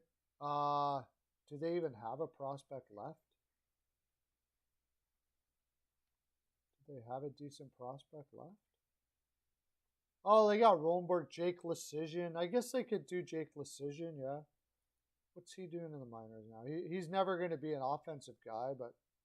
Oh, he's got 24 points in 26 games. They could give Jake Lecision or Roenberg or... Oh, they got Brendan Bryson too, actually. Yeah, they could probably do it, actually. I wouldn't be surprised if they did it. I think he's making $2 million. Brossoit, who's going to be playing tonight, I think he's making $2 million.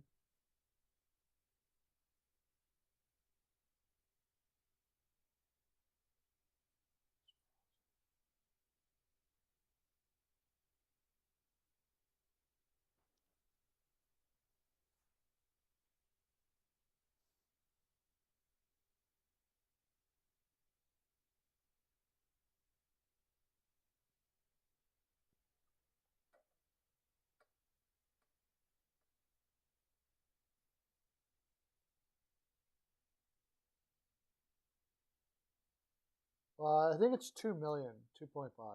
But again, Lehner, what am I saying? They could send Lehner back to Chicago. Chicago doesn't care if he's injured.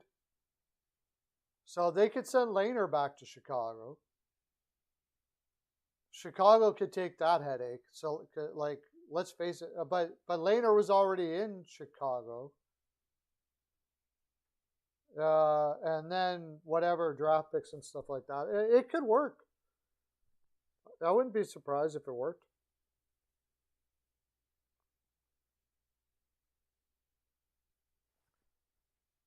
They would want to keep Brossoit. They're not going to trade Brossoit. He's 2.3. That's right. 2.3 million.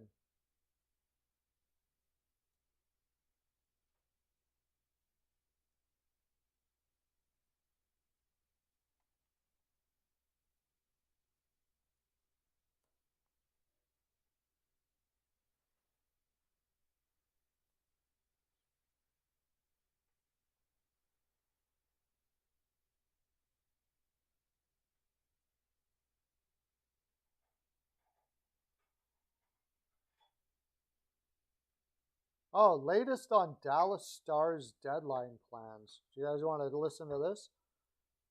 Do some Dallas Stars.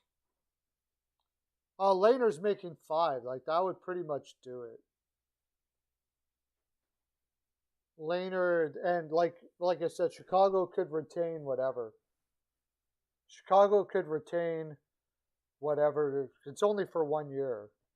The thing is, though, if they take Lehner back, they got to use Lehner as their goaltender for forever, like for the next however many years. So I don't know if they'd want to do that or not, because he's already signed up long term.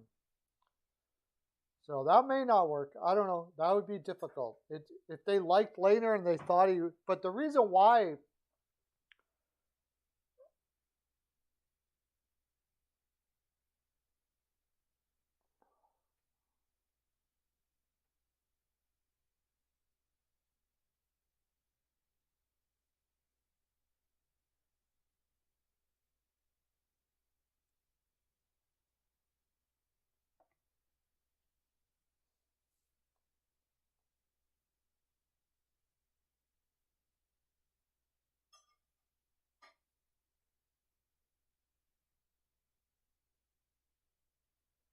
Yeah, I think it's possible. It would be an interesting scenario, though. I mean, it would be, it'd be very interesting to see. I mean, think about that. Think about the whole. Okay, we traded you because we have Lehner signed up. Basically, I would say the reason why they traded Fleury was because they had Lehner signed up long term. Fleury could retire at any time. So they were looking at the long term viability of their goaltending situation.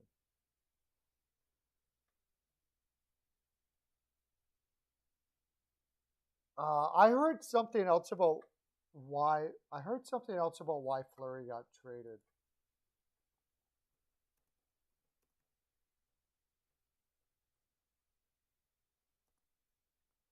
I heard something about it was really interesting.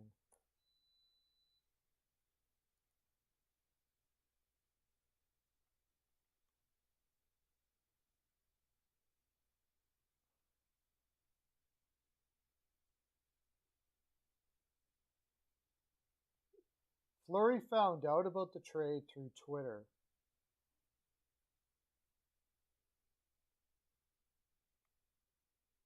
First, Fleury is coming off a Vezina Trophy season, right?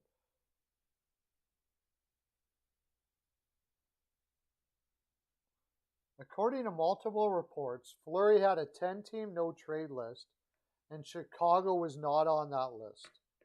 However, according to Cap Friendly, Fleury would have been able to submit a new 10-team no-trade list that would have started Wednesday. Whether Chicago would have been on the list is obviously not known. To make matters worse, a report from The Athletic, Jesse Granger, said Fleury found out about the trade through Twitter. So they didn't even tell him about it.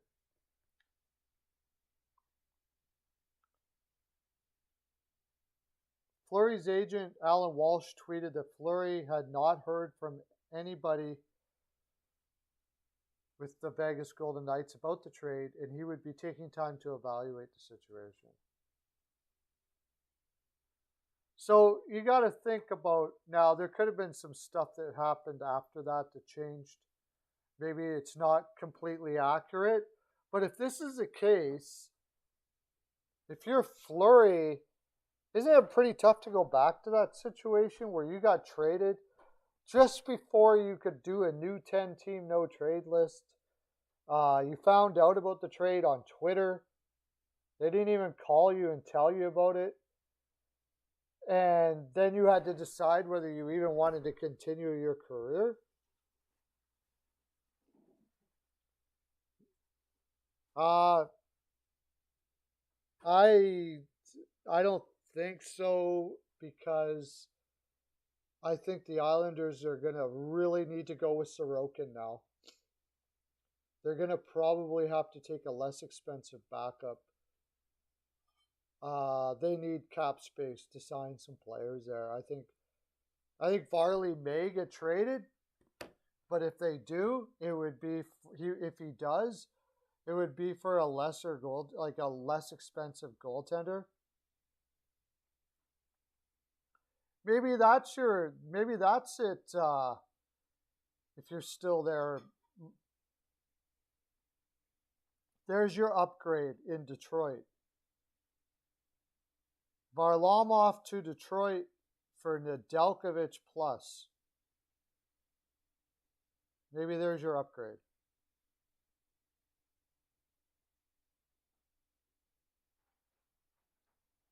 It just seems like a pretty crappy situation.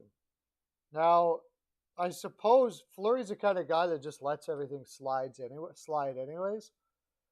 If he won, I mean, it might, the fact that they did what they did may not trump the idea that he loved Vegas and loved the people there. Probably has met a lot of people there. Probably has his kids. Probably have friends there. It would be easier of them than go to a whole new city all over again. He's got to talk to his family about this. And I believe, actually, I believe they still have a home there. So, maybe that would all trump the poor way that upper management made that trade.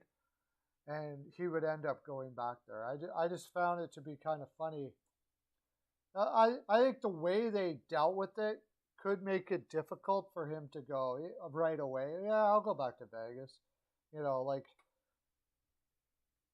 But I mean, knowing Fleury, he's the bigger man in everything he does. So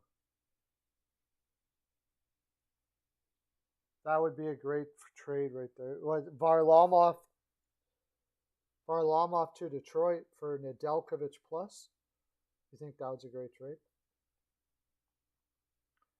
Apparently, from what I read, and like I said, this is all just, I don't know facts completely. It's just me reading a lot of stuff.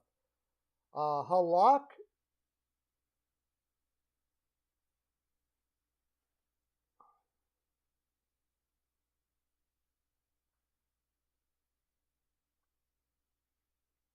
all done. Apparently, he's been blocking his no trade clause. He doesn't want to leave Vancouver for whatever reason. Apparently, he's just dead set on staying there.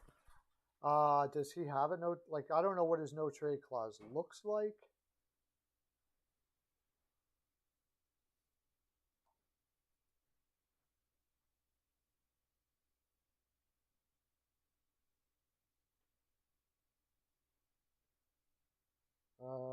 Vancouver.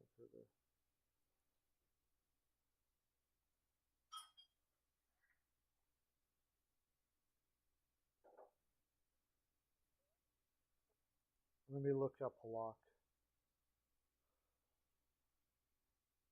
I didn't even realize he had a no trade clause. Backups usually don't have. Oh, he's got a full no movement clause, like full.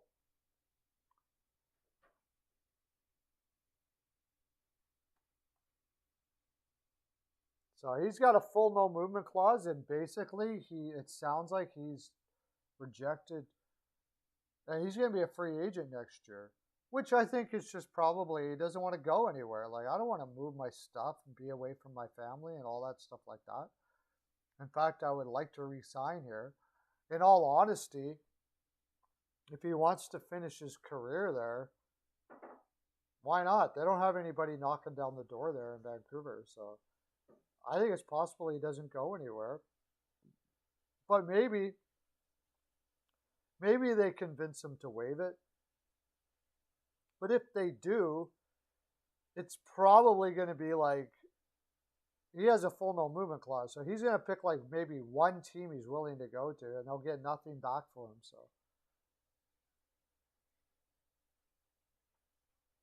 I think Binnington will probably, as it stands, I think Binnington will get traded.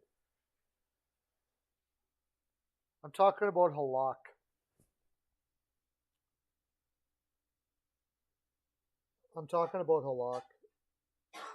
I think Binnington will get traded. I do. I really do. We didn't venture into that. We were talking about it. I really want to get into what that article there about Dallas and their trade deadline stuff.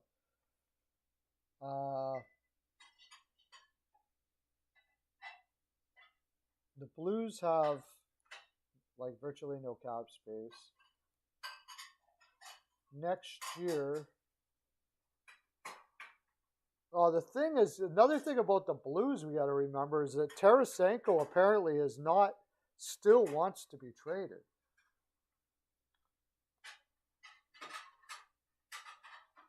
But they got to sign, they could sign Perron, and I think they likely will, I would imagine. Maybe not. Maybe they'll just, I'm on the fence of whether they keep Perron or not. I know we'd want to stay in St. Louis. They don't have a lot of people to sign, but they would free up a lot of cap space. They actually have to sign Husso. He's a UFA, right? We'll know what they're going to do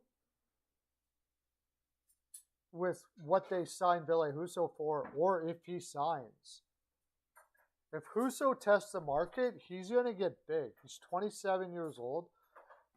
Somebody may go, and then they'll end up having to keep Jordan. It's all about whether they sign him. But if they don't, and I think they'll want to, and I think they'll go as high as like $4 to $5 million a year, I would think Binnington would be on the market. I just don't know who would take on that contract. And a guy that he's 28 years old now that hasn't matured, like, is a great looking goaltender, has all the tools to be a great goaltender, but he hasn't matured like worth a darn, right?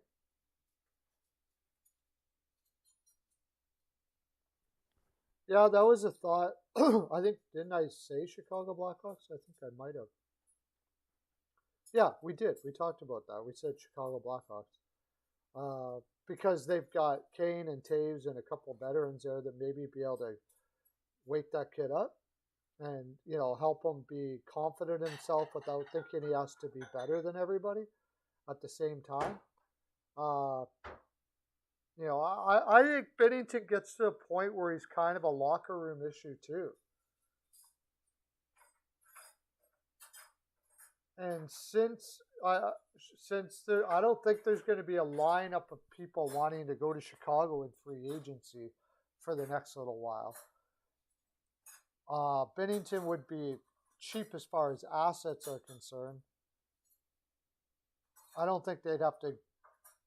really think they'd have to send much back for Binnington, honestly, right now, which is amazing, sort of like it was with Murray when he went to Ottawa, because he struggled so badly, and he's got the perception of being an arrogant, ignorant kid that as long as they're taking the full cap hit, which I don't know if Chicago can do, but they probably will be able to after they trade away everybody they're going to trade to at the deadline.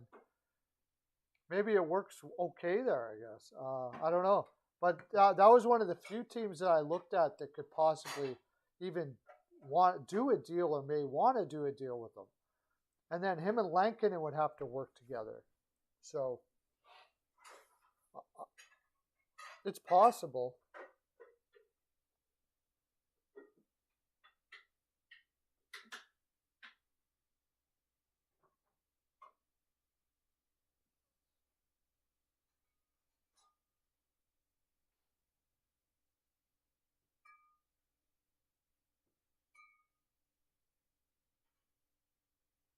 You heard he wants to leave?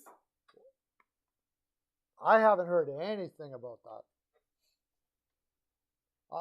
I find it odd that, because I know all I've heard about that, which kind of makes it odd if he behind the scenes wants to leave, is that ownership said, or management has said, the new management has said that that Jones, Taves, and Kane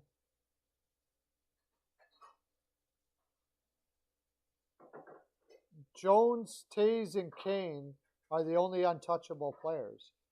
Now, why would they say that if behind the scenes they had an indication that Kane wanted to be traded? I don't know where you would have got that.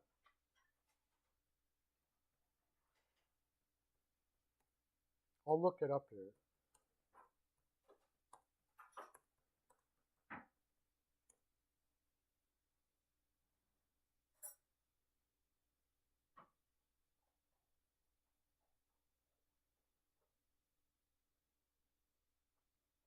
Patrick Kane traded to the Sabres makes sense for all involved. Oh, wow, that was yesterday. Okay, let's see this here. Sean Filippelli. Oh, from the Hockey Writers Inc. As insane as it may seem, the Chicago Blackhawks to consider cutting ties with Patrick Kane. They may need better time than present. But, okay. Extracting value for Kane could more effectively position them for years ahead. I agree. I think trading Kane would be great, but he's got a full no movement clause, and they came out and said that he's untouchable.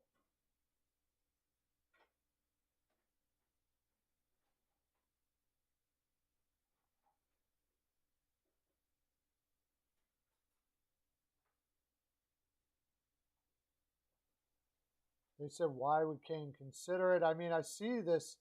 How does it benefit the Blackhawks? It benefits the Blackhawks a ton, but why would the Sabres do it? I can't see the Sabres being it. Because I know he's from Buffalo, but still. And they said that he was untouchable, so. They publicly said that he was untouchable.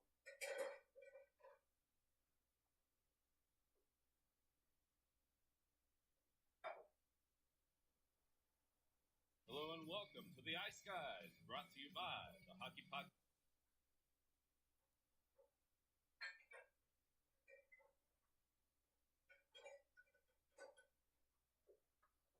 Yeah, well, I know. They said he was untouchable, which leads me to believe that he doesn't want to leave for whatever the case. And I imagine that would have more to do with the fact that his family has been there forever, all of those sort of things like that, that he just loves Chicago and he never wants to leave and he wants to retire a Blackhawk.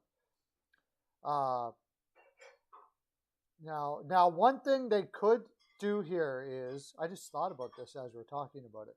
They could come out and say that Kane is untouchable.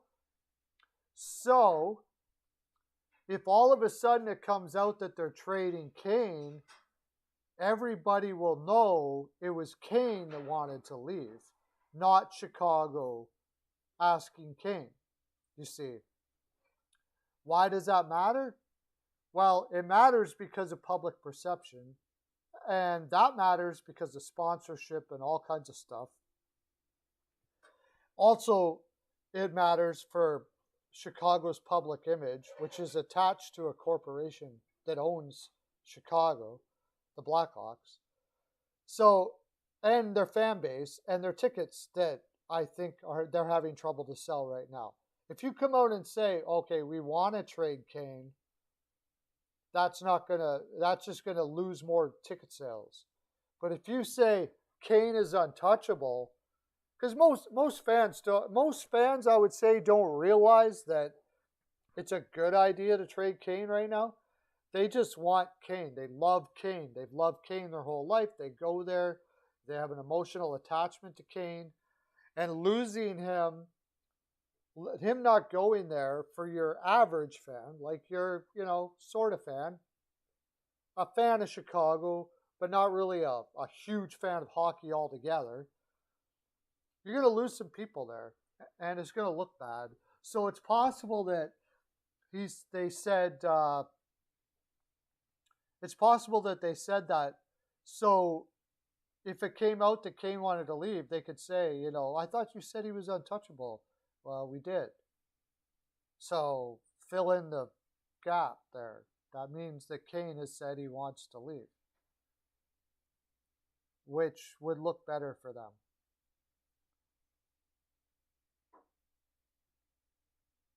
And I really do think organizations think like that. Now, what that just came up, it was Buffalo. They're thinking Buffalo.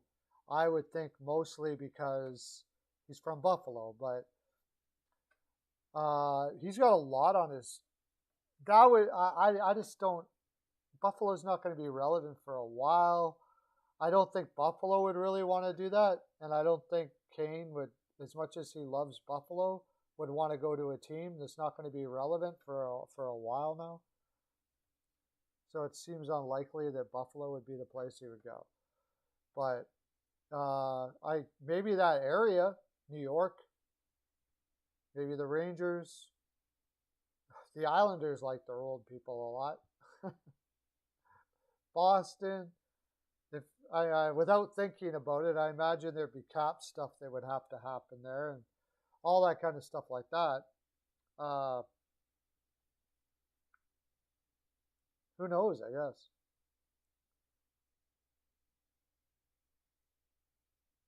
And that would be the same for Taves.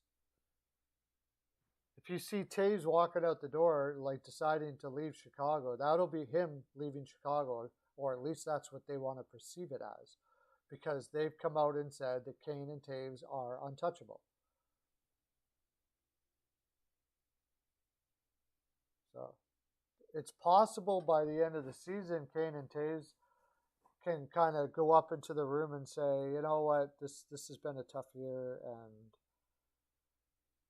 with everything that's going on here, I think it'd be all right to have a chance at a cup somewhere or something like that.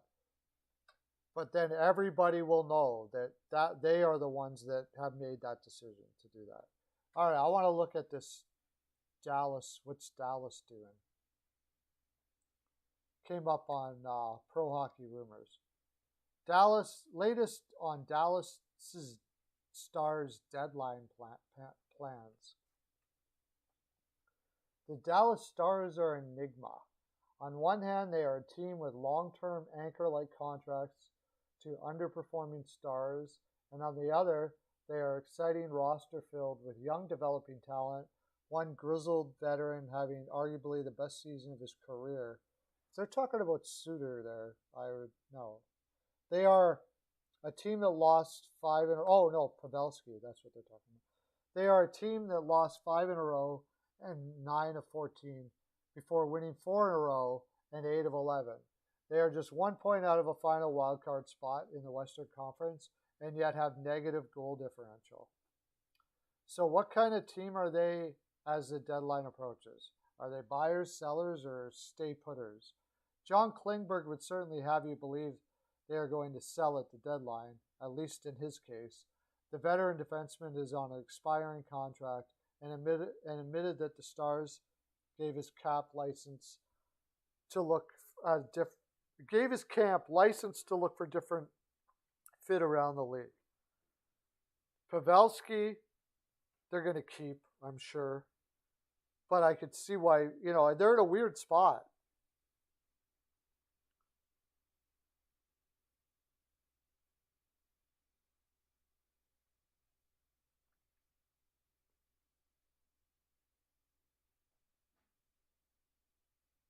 Dallas is definitely not going to be considered a seller. They're desperate for playoff revenue. I think hockey-wise, they should be sellers. But I don't know. If your owner wants that playoff revenue, you got to go for it.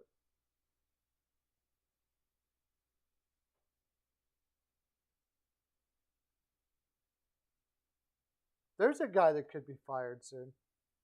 Jim Nill. Jim Nill could be fired soon.